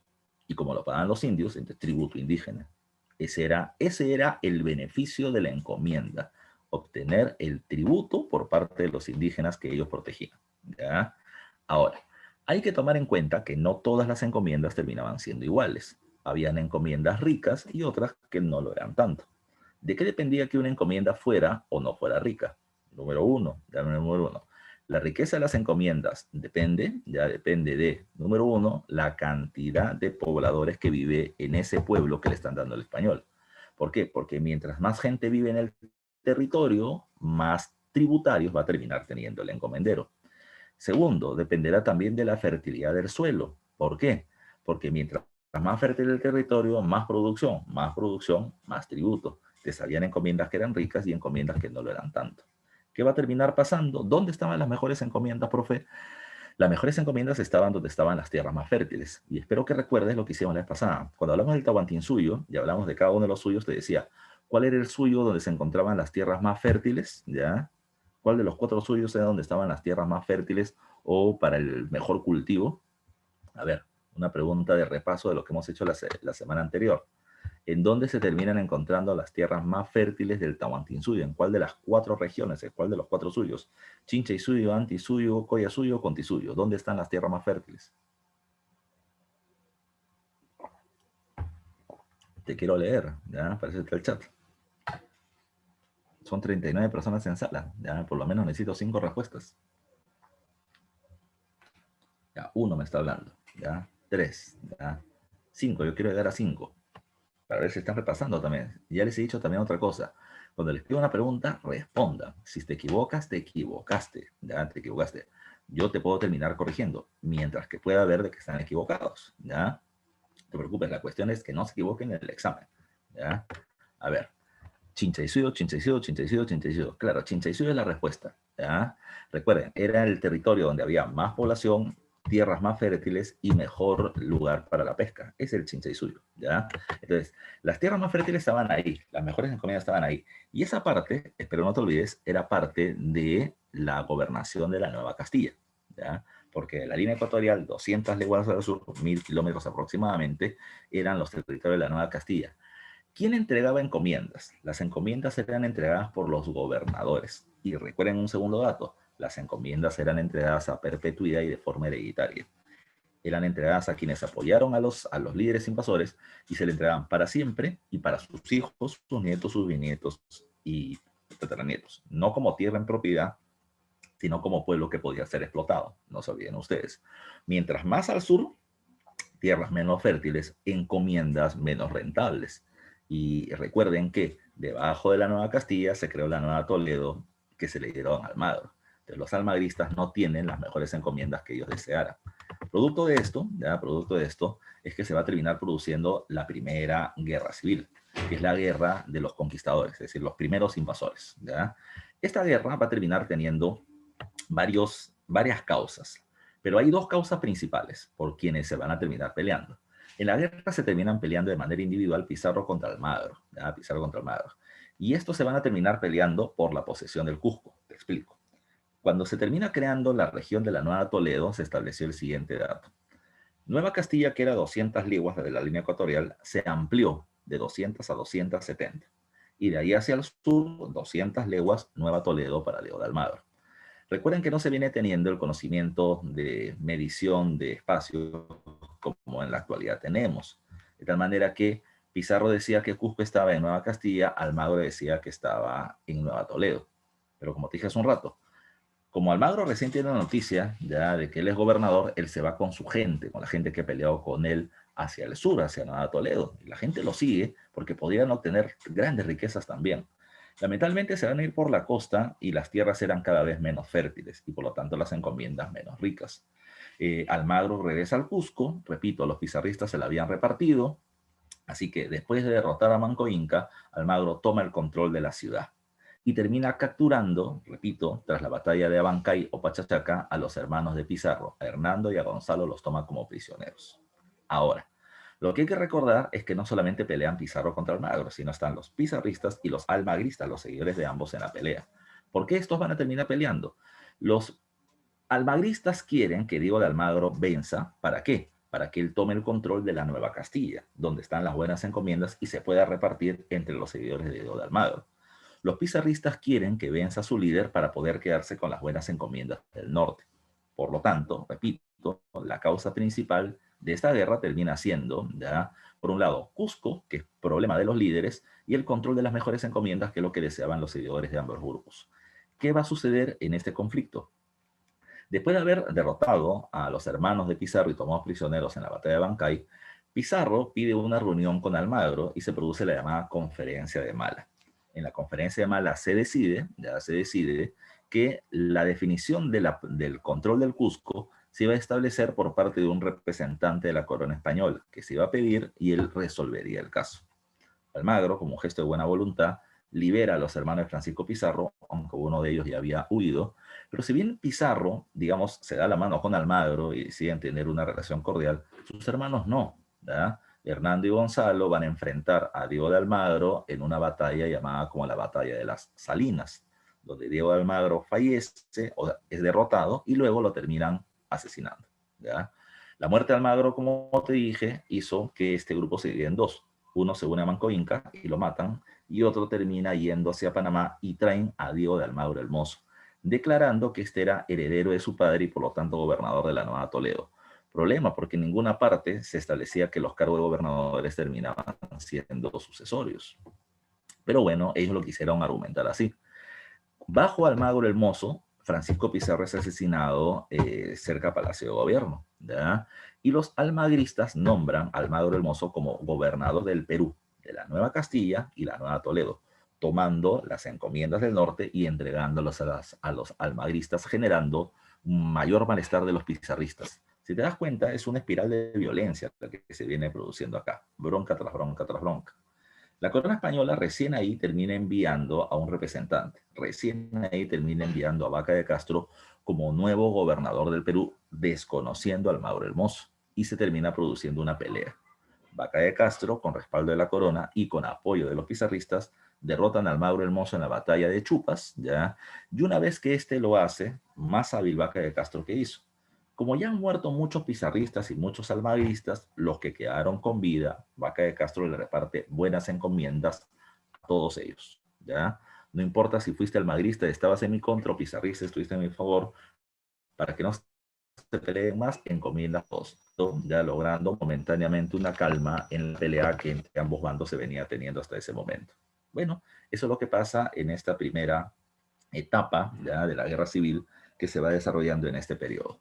Ahora, en base a eso podemos resolver una nueva pregunta. Dice, acontecimiento histórico que provocaría marcadas diferencias políticas y personales entre los conquistadores de la empresa de Levante en la década de 1530.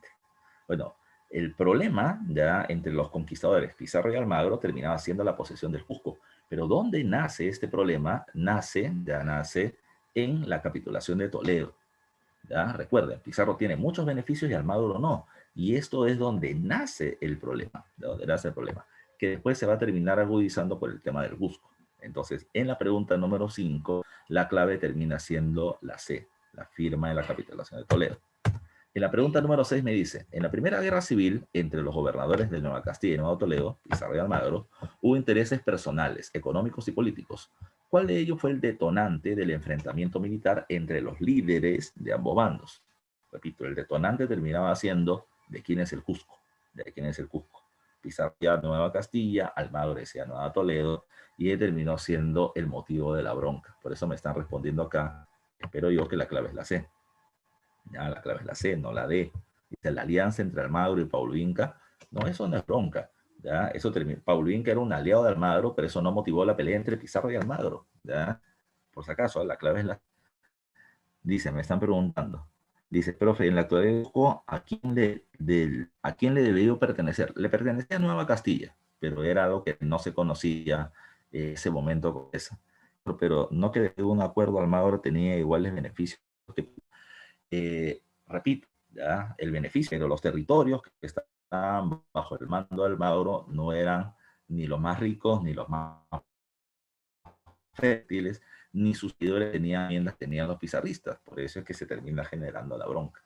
Puedo tener el mismo título, es como que yo te diga, vamos a darte una casa, ¿ya? A ti, Ximena, te terminamos dando una casa, no sé, una casa de 50 metros cuadrados en el Agustino, ¿ya?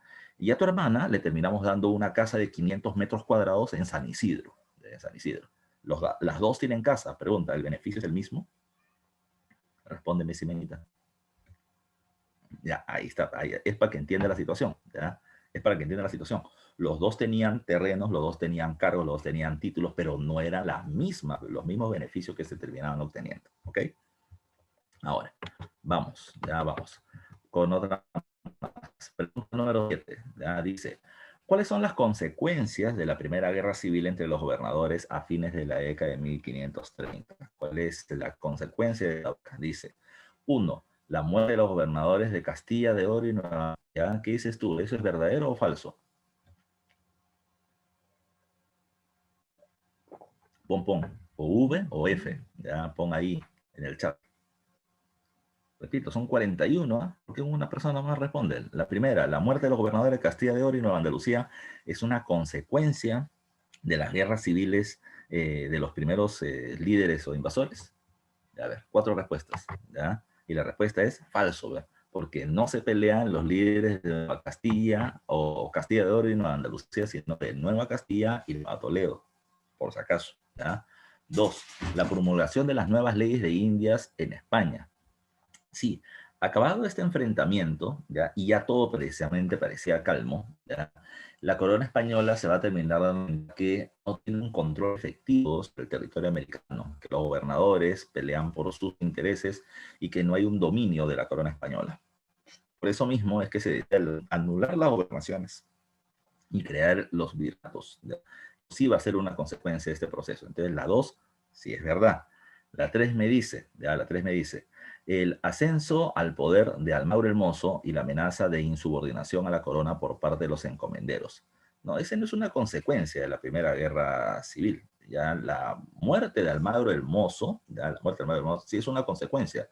El predominio del dominio español sí es una consecuencia. La muerte, el ascenso de Almagro el Mozo termina siendo parte del proceso, no una consecuencia, ¿ya? Así que la mejor clave acá, como me están pidiendo lo verdadero, termina siendo solamente la 2, ¿ya? Por lo tanto, la clave es la C de casa, ¿ok? La clave es la C de casa. Muy bien. Vámonos con la pregunta, o vámonos con el siguiente punto tratado. A ver.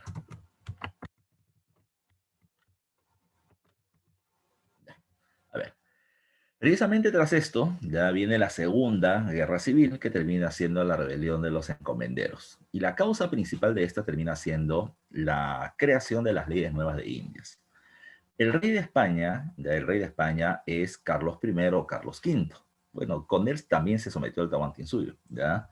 Pero Carlos I o Carlos V, repito, establece un conjunto de nuevas leyes que son estas establecidas en el año 1542.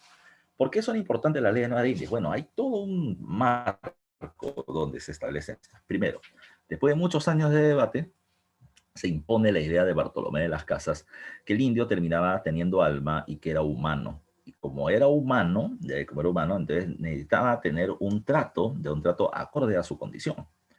Lo que va a terminar denunciando de hace tiempo Bartolomé de las Casas es que los encomenderos, los españoles encomenderos, no están cumpliendo la función de la evangelización. Que al contrario, están explotando y hasta asesinando a la población indígena. ¿Qué cosa es lo que va a terminar haciendo el rey de España? Aprovechando esas denuncias, ante la anarquía y el desorden, necesitamos poner una mayor autoridad, ¿ya?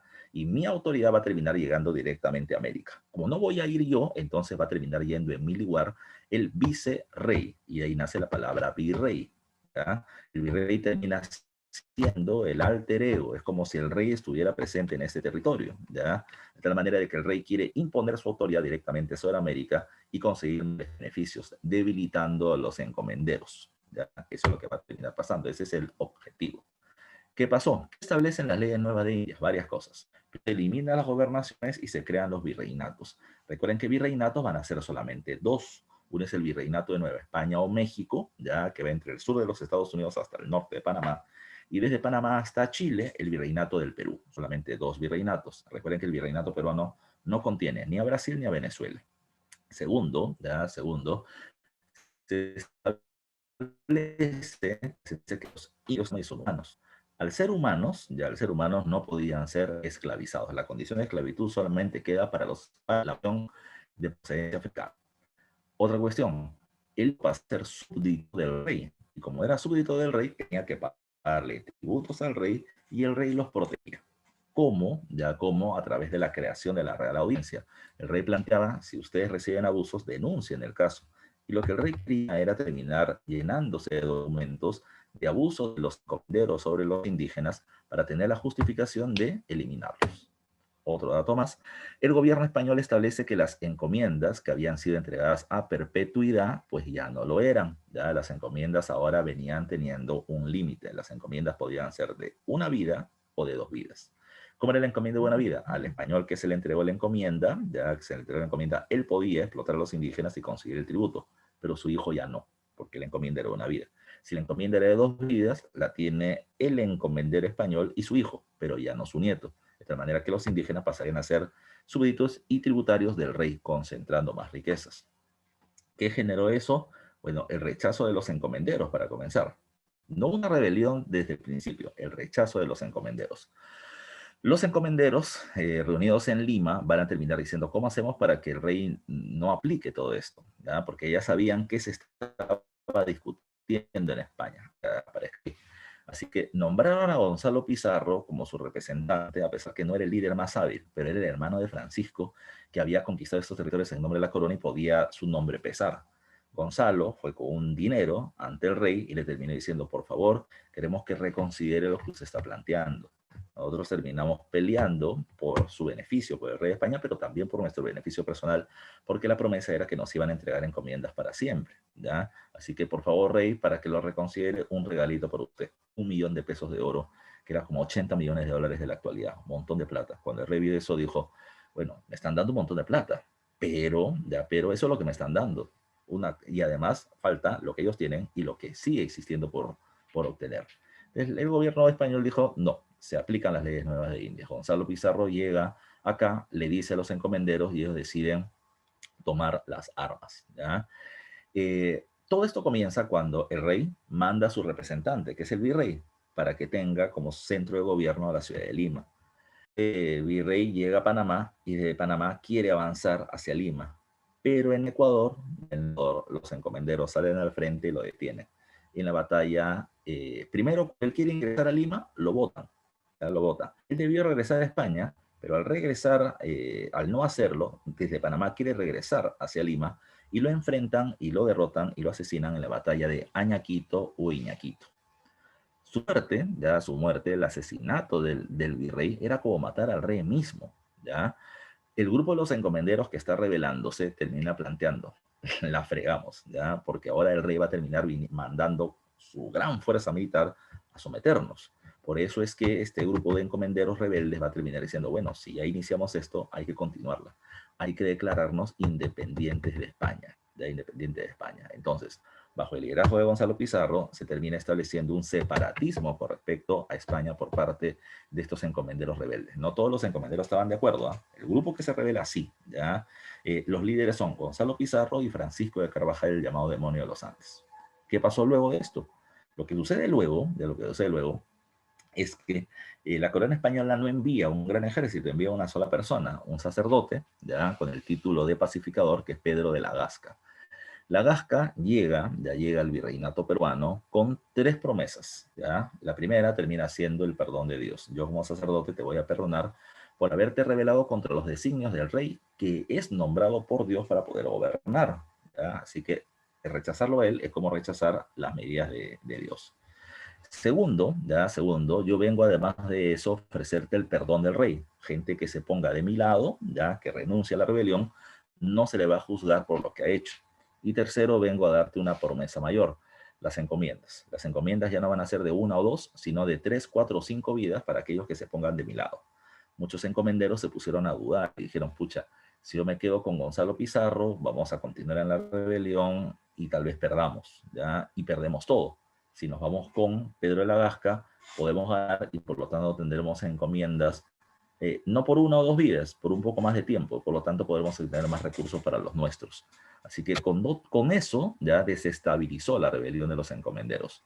Entonces, Pedro de la Gasca fue avanzando desde Panamá hacia Lima a caballo y el apoyo de muchos encomenderos en el camino. Luego se enfrentó a Gonzalo Pizarro y los rebeldes y terminaron peleándose en la batalla de Jaquijahuana cerca al Cusco, ¿ya? En esa batalla, los encomenderos rebeldes y separatistas terminaron siendo derrotados y Pedro de la Gasca vence, logrando imponer el orden virreinal, ¿ya? Producto de eso, habría que tomar en cuenta esta pregunta que está acá. Dice 8. La imagen mostrada a continuación corresponde al cronista Felipe Guamán Poma de Ayala. No se olviden que él es el que escribe la nueva Crónica y Buen Gobierno, y una de las características más importantes de su crónica termina siendo los múltiples dibujos que tiene, ya representando los hechos del Tahuantinsuyo y del virreinato. Dice, en ella se muestra un hecho ocurrido en 1544 y que está fuertemente relacionado con la implementación de las 9 leyes de Indias. Dicho suceso fue, dice la imagen, dice, conquista, primer virrey Blasco Núñez o Núñez, ya, de Vela, mató al conquistador, ya, bueno, mató no, es así como asesinado, ya, que es asesinado por los conquistadores o por los españoles rebeldes. Dice, dicho suceso fue, bueno, lo que está describiendo ahí, el asesino del primer virrey de Perú.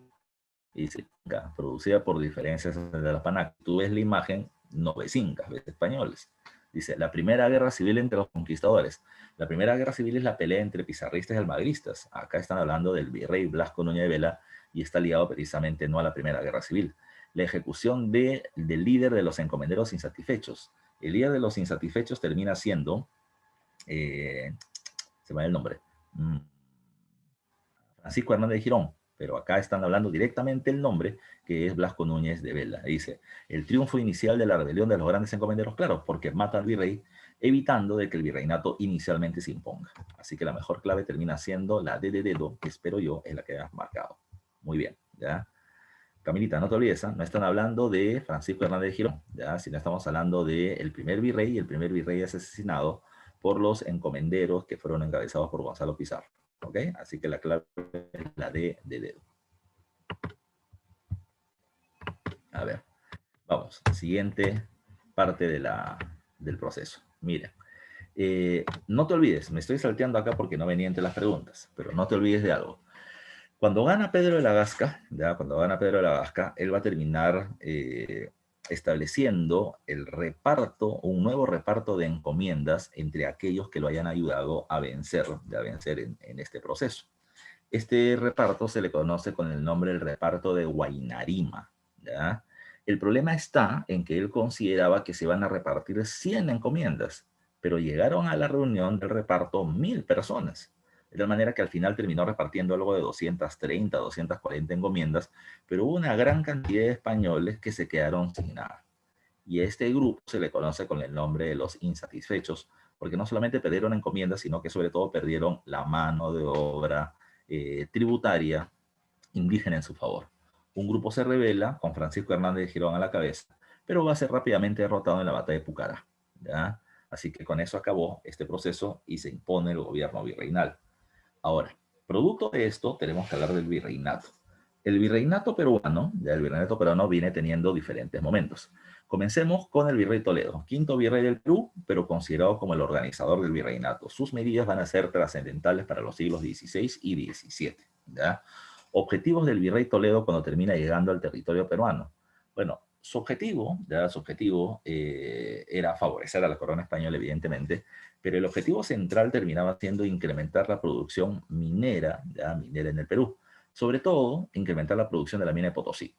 La región de Potosí tenía una mina llamada como el Cerro Rico y terminaba dándole muchos beneficios a la corona española. Lamentablemente, Potosí ya no terminaba produciendo plata pura como al principio y ahora terminaba sacando mineral pateado, plata con cobre, con zinc, con estaño, todo junto.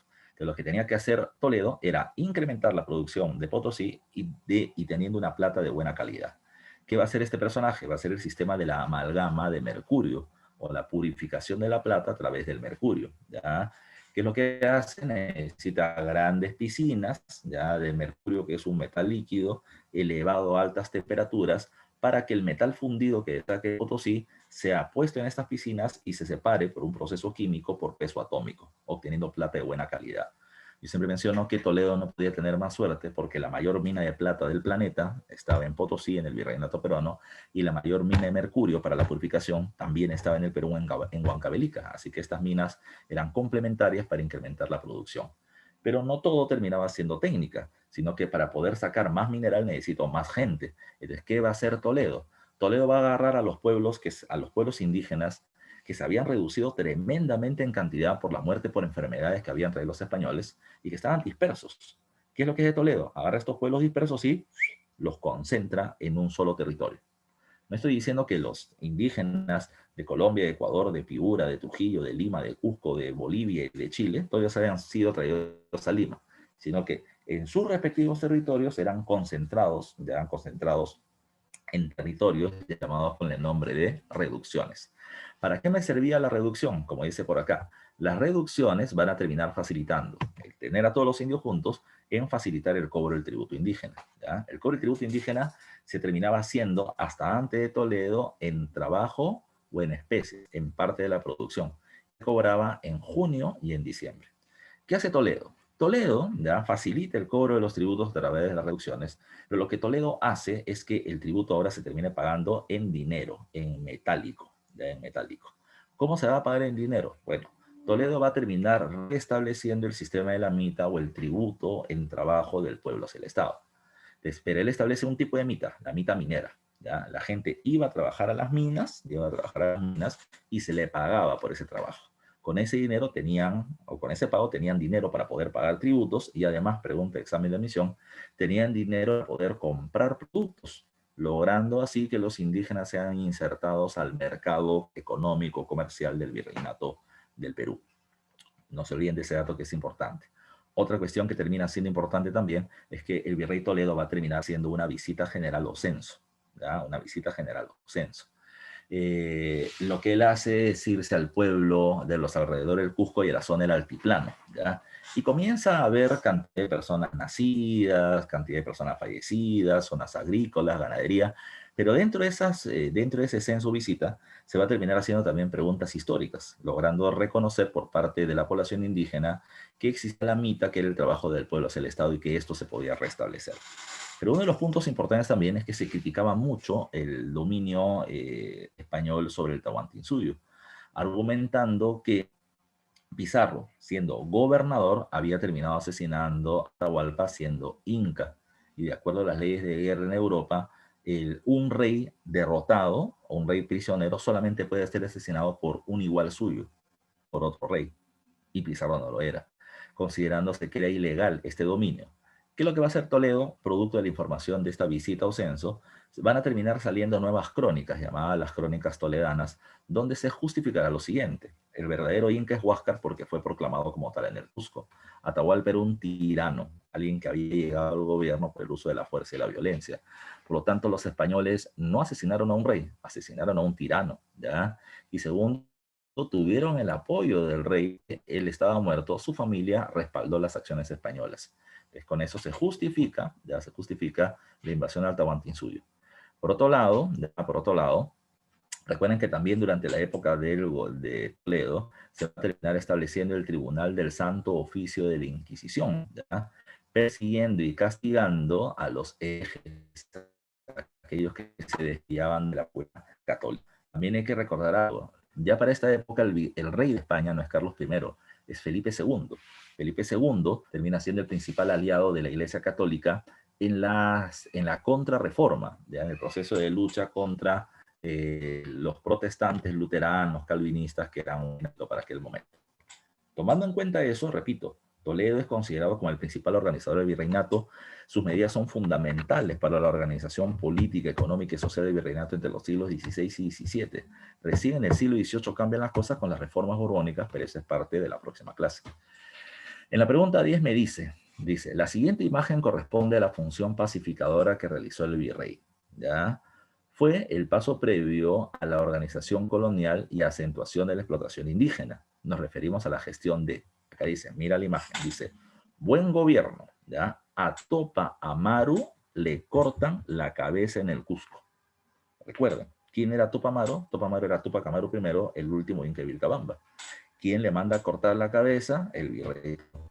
Porque el virrey Toledo, las diversas medidas que tenía, era acabar con las rebeliones que se venían produciendo. Por eso es que públicamente mata a Tupac Amaru diciendo, acá el que manda, con nosotros. Así que su inca ya está muerto, bien muerto, prácticamente, para que nadie más se rebele.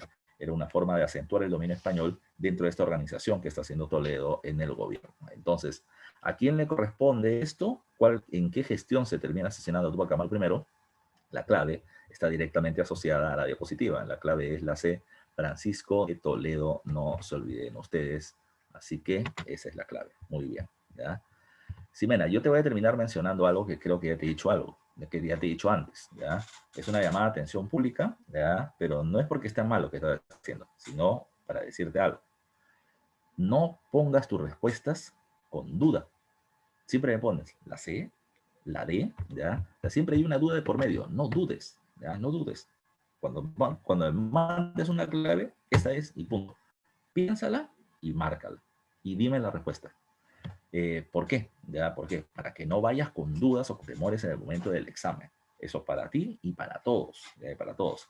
Les he dicho un montón de veces, fortalezcan su lado psicológico, porque el examen es agobiante, porque estás, usted me he preparado tantos años o tanto tiempo, tantos meses para el examen, y si fallo, si no era la respuesta correcta, y sí, y sí en el momento del examen son letales, ¿ya? Son letales. Así que hay que ir fuerte, sin duda, ¿ya?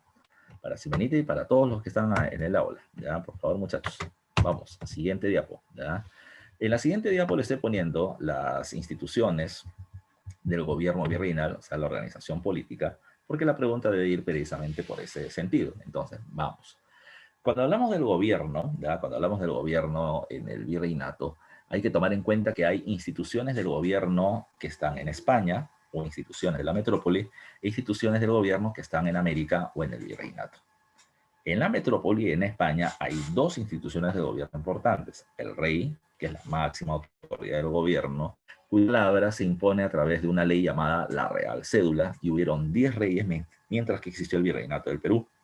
Los 5 primeros entre el siglo XVI y XVII de la familia Habsburgo, siendo los del siglo XVI los llamados Habsburgo o Austrias mayores, que fueron los reyes más poderosos como fueron Carlos V y Felipe II.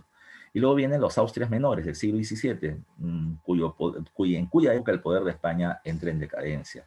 Felipe III, Felipe IV y Carlos II.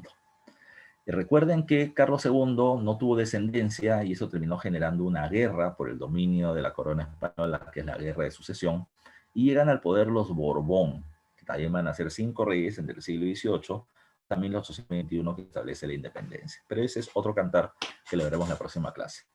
Segunda institución de poder, el Consejo de Indias. Recuerden que de la época de Carlos V, Carlos I, él se dio cuenta que él no podía manejar toda la realidad política de América, ¿ya? O de su inmenso reino que él manejaba. Por eso terminó creando grupos de asesores que terminaban administrando parcialmente parte de sus dominios. Entonces estaba el Consejo del Sacro Imperio, el Consejo de España, el Consejo de Italia y entre otros el Consejo de Indias o de América, ¿ya? El Consejo de Indias, no se olviden, es la máxima instancia judicial a donde podían llegar los americanos o reclamar derechos. También recuerden que el Consejo de Indias daba las leyes para América, que son las leyes de Indias. También recuerden que termina siendo la institución que maneja política y jurídicamente América. Cuando un virrey estaba en el gobierno, no te olvides, él podía ser denunciado de varias cosas, pero recién se le procesaba cuando culminaba su gobierno a través del llamado juicio de residencia en el Consejo de Indias, ¿ya? No se olviden de esas situaciones. ¿Qué más? Acá en América está el virreinato. ¿Y qué es el virreinato? El virreinato termina siendo la jurisdicción o el territorio político-administrativo en las colonias gobernados por el virrey. ¿Cuántos virreinatos hubieron entre el siglo XVI y XVII? Nueva España, México y el Perú. Nada más, solo dos, ¿ya? ¿Quién era el virrey? Como le dije hace un rato, era el alter ego del rey. Es decir, representa al monarca como si él estuviera acá presente, ¿ya? El rey hace real cédula, porque solamente el rey hace algo real que le pertenece al rey. El virrey hacía cédulas, que eran leyes que se aplicaban en el territorio. Él era gobernador, jefe político, capitán general, jefe militar y presidente de la Real Audiencia, aunque este último cargo terminaba siendo solo nominal. ¿Ya? Solo nominal. ¿Por qué? Porque la mayoría de los virreyes del Perú entre el 16 y 17 terminan terminan siendo de familia no importante, pero no terminan teniendo conocimiento de legislación, leyes, no nada. Es estableciendo, por reclamo de los jueces acá, que los virreyes podían entrar a un juicio y observar, pero no podían intervenir. No tenían derecho ni a voz ni a voto. Por eso se dice que el cargo solamente era de nombre, pero no en la práctica. Por otro lado, el virreinato, como el virreinato del Perú, venía teniendo en su interior audiencias o centros judiciales, ¿ya? Las audiencias o centros judiciales eran diversos. Estaba la audiencia de Panamá, estaba la audiencia de Caracas, estaba la audiencia de Santa Fe de Bogotá, estaba la audiencia de Quito, la audiencia de Charcas en Bolivia, la audiencia de Santiago en Chile y la audiencia del Río de la Plata en Argentina. Las audiencias terminaban siendo los tribunales judiciales, por así decirlo, en las provincias, ya las sedes en diferentes territorios de América del Sur. Pero si el resultado o el veredicto en una audiencia no gustaba, ya no gustaba, las partes en juicio podían terminar llevando esto a una siguiente instancia que era la Real Audiencia. Por encima de las audiencias estaba la Real Audiencia en Lima y por encima de la Real Audiencia estaba el Consejo de Indias allá en España. Recuerden, las audiencias son tribunales judiciales y los jueces que dirigen la audiencia se les conoce con el nombre de oidores. Por otro lado, en términos territoriales, el virreinato estaba dividido en provincias y esas provincias se les conoce con el nombre de corregimientos. Entre el siglo XVI y XVII, me he comido esto, 16 y 17. Cuando hablamos de los corregimientos, hay que tomar en cuenta, muchachos, que las personas que dirigen un corregimiento son los corregidores. Y el corregidor tiene 4 funciones, ¿ya? 3 legales y una ilegal, pero que la hace. La primera termina siendo que él es el juez en primera instancia. ¿Qué significa que sea juez en primera instancia? Significa que cuando Pedrito le roba a Juanito, ¿ya? No sé, en Buenos Aires, Argentina, entonces el afectado denuncia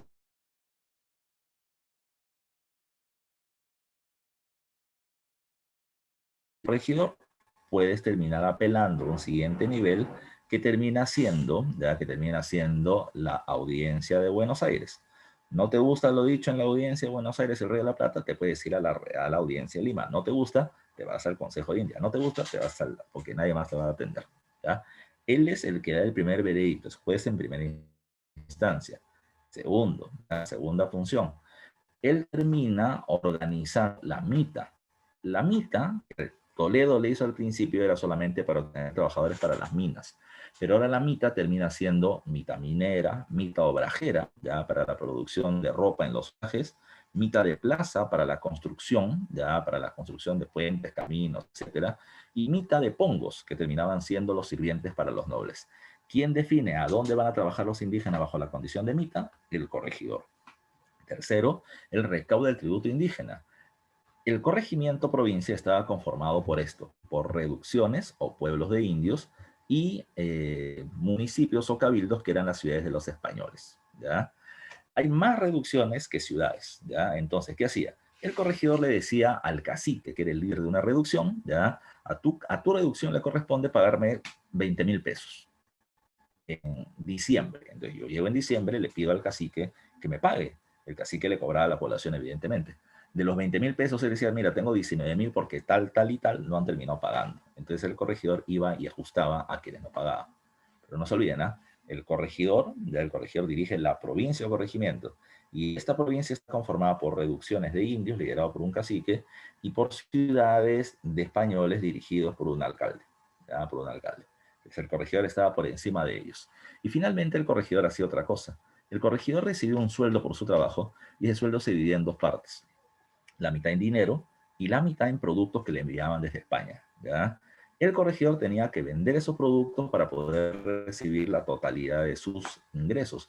Pero como no se lo compraban porque eran productos poco útiles, entonces él los terminaba obligando a los indios a comprarlos. Eso se le conoce con el nombre de el reparto mercantil, ¿ya? El reparto no era legal, ¿ya? No estaba establecido en las leyes, pero él lo hacía y así obtenía dinero, ¿ya? No se olviden de esos, con el tema del reparto. Insisto, el corregimiento está conformado por reducciones que eran pueblos de indios, ya que eran pueblos de indios liderados por un cacique y este subordinado al corregidor que te dije, y ciudades que eran las ciudades de españoles, las ciudades de blancos, ¿ya?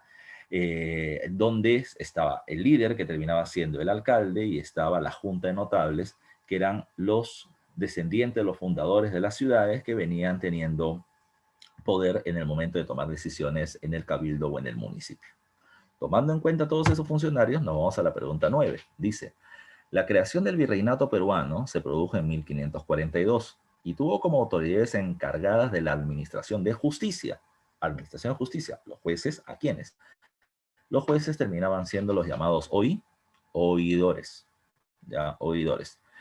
Mientras que las autoridades que hacían el gobierno local en las ciudades fueron ¿cómo se llamaban las personas que dirigían la autoridad en las ciudades? En las ciudades de blancos estaban los alcaldes. Entonces la respuesta termina siendo la D de dedo, que espero lo que me hayan respondido por acá.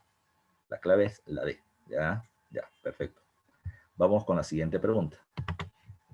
A ver, dice, respecto a los corregidores y su accionar político-administrativo, es correcto señalar que, dice, ellos evangelizaron en las reducciones indígenas. No, los que terminaban evangelizando eran los sacerdotes, pero los líderes de las reducciones, ya las reducciones eran los caciques. Ellos no tenían la función de evangelizar.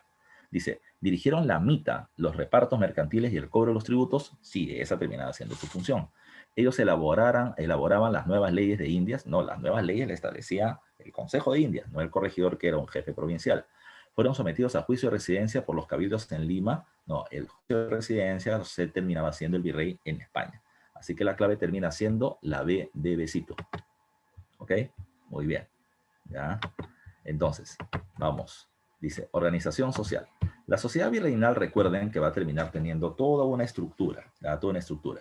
Y en esa estructura, ¿qué es lo que terminamos encontrando? Que la sociedad estaba dividida en 3 niveles, ¿ya? Y dice acá, por diferentes factores, como la raza, blancos, indios, negros, ¿ya? Linaje, si eres noble o no lo eres. Entonces terminaba siendo los nobles, los no nobles y los esclavos, ¿ya? Y los esclavos. Entonces había esta división de 3 precisamente por diferentes argumentos. Ahora, la sociedad virreinal intentó tener como una de sus características la segregación, intentar que blancos, indios y negros esclavos vivan separados, ¿ya? Para evitar mezclas raciales y para evitar unión de pueblos. En ese caso se intentó, pero nunca se logró por completo. Por un lado, terminamos teniendo este intento de división a través de las llamadas repúblicas, ¿ya? Tenemos por un lado la llamada República Española y la República de Indios. La República Española estaba conformada por ¿quiénes? por los españoles, ¿ya? Por los españoles. Y habían dos tipos de españoles. Estaba el español peninsular, ya, el que viene de España, también llamado chapetones, ya, también llamado chapetones, y estaba el español americano, que terminaban siendo los criollos, ¿ya? Ellos eran los blancos, los españoles. Ahora, entre español y criollo, recuerden que también habían diferencias, ¿ya? ¿Por qué? Porque tienes por un lado, ya tienes por un lado que habían españoles y criollos que eran nobles y españoles y criollos que no lo eran. Aquellos que eran nobles terminaban teniendo como ventaja el acceso a la educación formal en colegios y universidades, pero también recuerden que podían acceder ambos a altos cargos de gobierno. ¿Ya? Los criollos poco a poco fueron ascendiendo en el poder político, aunque ambos podían ser corregidores, cancilleres o oidores. Recuerden que el cargo de virrey era exclusivamente para la nobleza española peninsular. No se olviden de este dato por si acaso. Así como están ellos, están la República de Indios, del pueblo de indios. Los indios estaban divididos, eran considerados humanos, ya te dije, porque se consideró que tenían alma, pero se les considera como menor de edad. Es algo así como que ellos son los cristianos nuevos que están aprendiendo esta religión y tienen que ser guiados por sus hermanos mayores, que son los españoles. Bajo esta justificación se establecía que el español mandaba y el indígena cumplía. Es una justificación racista en realidad. Ahora, la población indígena estaba dividida en dos. Estaba el indio noble y el indio del común. El indio noble eran los caciques y sus descendientes, los cuales ocupaban cargos de gobierno sobre otros indios, no sobre blancos, solamente en las reducciones. Y por otro lado, tenían acceso a una educación ya diferente, que eran los colegios de caciques, ¿ya? Como el colegio El Príncipe en Lima y el colegio San Francisco de Borja en el Cusco. Por otro lado estaba el indio del común, que era el indio no noble, que era también llamado indio de cédula. Recuerden, si yo nací en Lima, mi cédula de nacimiento estaba registrada en Lima y yo estoy obligado a tributar y imitar donde se había registrado mi nacimiento. Nací en Lima, tributo en Lima. No quiero tributar, ¿qué hago? Me voy de Lima, ya me voy de Lima. Y precisamente es que aquellos que se iban de su ciudad donde eran registrados eran llamados forasteros y el forastero no pagaba tributo indígena. Ya no se olviden de eso. Por otro lado están los esclavos. Los esclavos no podían ser indios, sino que tenían que ser población de ascendencia africana, ¿ya? O africanos recién llegados o descendientes de africanos, ¿ya? Estos terminaban siendo explotados en diferentes áreas. Eran trabajadores agrícolas en las haciendas, pero solamente de la zona de la costa, ¿ya? De la costa, porque la sierra el clima los afectaba y no podían trabajar. Artesanos, ambulantes, sirvientes domésticos, etc. Aquellos esclavos que terminaban siendo muy abusados laboralmente, algunos de ellos huían. Y estos que huían se les conocía con el nombre de cimarrones. Y estos cimarrones se refugiaban en barrios de cimarrones de difícil acceso para los españoles, porque tenían miedo de entrar a esos barrios bravos que eran los palenques. Por otro lado, están las castas, que eran los grupos que nacían de las mezclas raciales, ¿ya? Y dentro de eso tenemos a varios, son más de 50 castas, y tenemos al mestizo que nace del cruce del indio con blanco o india con blanca, al mulato de negro con blanca o blanco con negra, y los ambos que eran el cruce de indios con negros o negras con indias, ¿ya? Eso de acá terminaba siendo parte de este sistema. Dice: en el virreinato peruano hubo una división jurídica de los pobladores. En ese sentido, como se denominaron a los pobladores obligados a pagar tributo indígena e ir a las mitas, pero que no tuvieron acceso a una educación pública formal. ¿Cómo se les llama? Bueno, primero, estos son los indios, ¿ya? Pero recuerden, los obligados a mitar, tributar y que no tienen acceso a la educación son no los indios nobles, sino son los indios del común, también llamados indios de cédula. Entonces, tomen en cuenta que la respuesta termina siendo la C, ¿ya? La C de casa. Ellos son los indios comunes o indios de cédula. Como están obligados a mitar, también se les conoce como mitayos. ¿Ok? Vamos con el tema de la organización económica. Datos concretos. Recuerden, en la economía, la corona española va a terminar promoviendo la actividad comercial, pero recuerden que la corona lo hace primero. Promueve el comercio, pero cobra muchos impuestos. Segundo, la corona española va a terminar obteniendo de todo esto una gran cantidad de riquezas. Y lo que hace la corona es acumular riquezas en sus reservas, ¿ya? El hecho por el cual se acumula oro y plata se le conoce con el nombre de bullonismo, ¿ya? De bullonismo. La corona también interviene en el precio de los productos y eso se le conoce como intervencionismo dentro de esta actividad mercantil, la intervención de la corona en la economía. Por otro lado, recuerden que la principal actividad económica del virreinato termina siendo la minería, y las dos minas más importantes, complementarias entre sí, eran Potosí, que producía plata, y Huancavelica, que producía mercurio para purificarla, ¿ya? Por otro lado, en el aspecto comercial también, no nos olvidemos, se establece el monopolio. ¿Qué establecía el monopolio? Que solo España le podía vender productos a América. Solo España le podía vender productos a América. Ya no se olviden de ese dato. No le podíamos comprar productos legalmente a otros reinos, aunque había intervención por contrabando, ¿ya? Por el mismo hecho de que el sistema comercial español era bastante lento, ¿ya? El comercio también se caracterizaba, además de ser monopólico, por ser exclusivista, porque habían solo 3 puertos que podían tener directamente comercio entre sí. Los productos que llegaban de España a América salían desde España a través del puerto de Sevilla. Cuando cruzaban el Atlántico, iban hacia México, al puerto de Veracruz, o a Perú, al puerto del Callao. Esos eran los llamados puertos mayores. Desde el Callao, por ejemplo, en el Perú, se terminaba llevando productos hacia Panamá, hacia Colombia, hacia Ecuador, hacia Chile, hacia Bolivia, hacia Argentina. Ahí habían puertos, pero eran puertos menores o subordinados. Precisamente el tráfico comercial se hacía a través de 2 instituciones. ¿Ya? La Casa de Contratación de Sevilla manejaba el comercio entre España y sus colonias. No solamente registraba los productos y cobraba los impuestos, sino también registraba la tripulación y era el máximo organismo judicial comercial entre España y sus colonias. Cuando los productos llegaban hacia el Callao, hacia Lima, aquí estaba el Tribunal del Consulado de Lima. Ella se encarga del comercio en el Virreinato del Perú y también terminaba teniendo una posición jurisdiccional con respecto al comercio en el territorio. Por otro lado, en el aspecto de las tierras, recuerden que la corona española entregaba títulos sobre terrenos llamados merced real. Aquel que no tuviera una merced real, pero tenía el control de una tierra, tenía que pagar una multa llamada composición para que se le reconozca la propiedad sobre la tierra.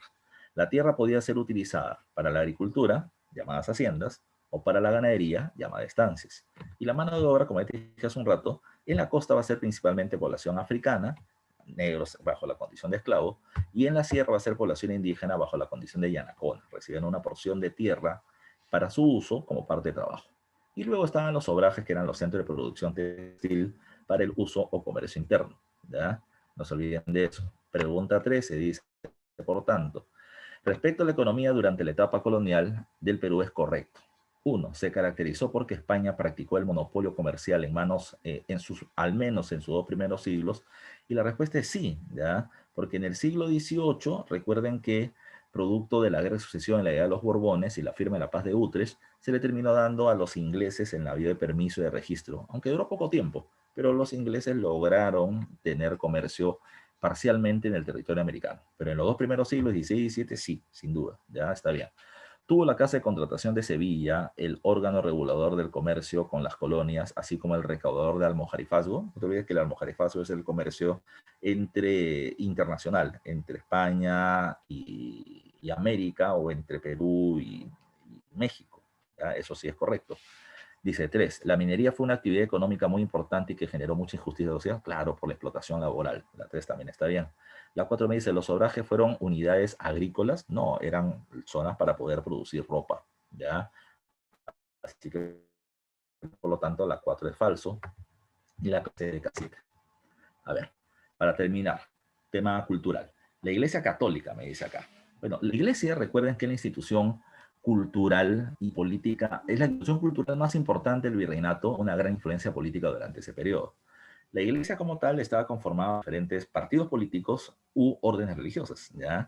Y la primera que entró al Perú terminan siendo los dominicos con Fray Vicente Valverde, que le da la Villa Atahualpa y se generó todo el problema, ¿ya? Los dominicos también, no se olviden, van a terminar fundando la Universidad de San Marcos. 12 de mayo de 1551, bajo la dirección de Fray Tomás de San Martín, se logra que sea reconocida por la Iglesia y por el rey en la fundación de los Estudios Generales de Lima, que va a ser la Universidad de San Marcos.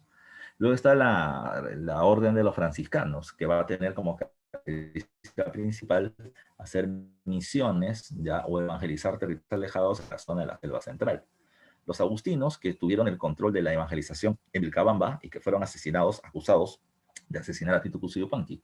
Y los jesuitas, que va a ser la última de las grandes órdenes que entra, ¿ya? Pero que va a terminar teniendo negocios muy bien organizados. en obrajes textiles, en haciendas agrícolas, en estancias ganaderas, ¿ya? Además, ellos terminaban teniendo el control de los principales casas de estudios, tanto colegios mayores como universidades, siendo precisamente la educación otro de los negocios importantes de este grupo, ¿ya? También van a hacer misiones, pero hacia la selva norte, fundando, por ejemplo, Iquitos, ¿ya? También en el tema de la iglesia, ellos van a terminar, ya te dije hace un rato, van a establecer el Tribunal de Santo Oficio en Inquisición durante la época del Virrey Toledo, persiguiendo y castigando y reprimiendo a los herejes, ya a los desviados de la fe católica, pero no indígenas, ya tenían que ser blancos, negros, mestizos, criollos, pero los indígenas tenían otra forma de tratamiento diferente, ya no se olviden ustedes.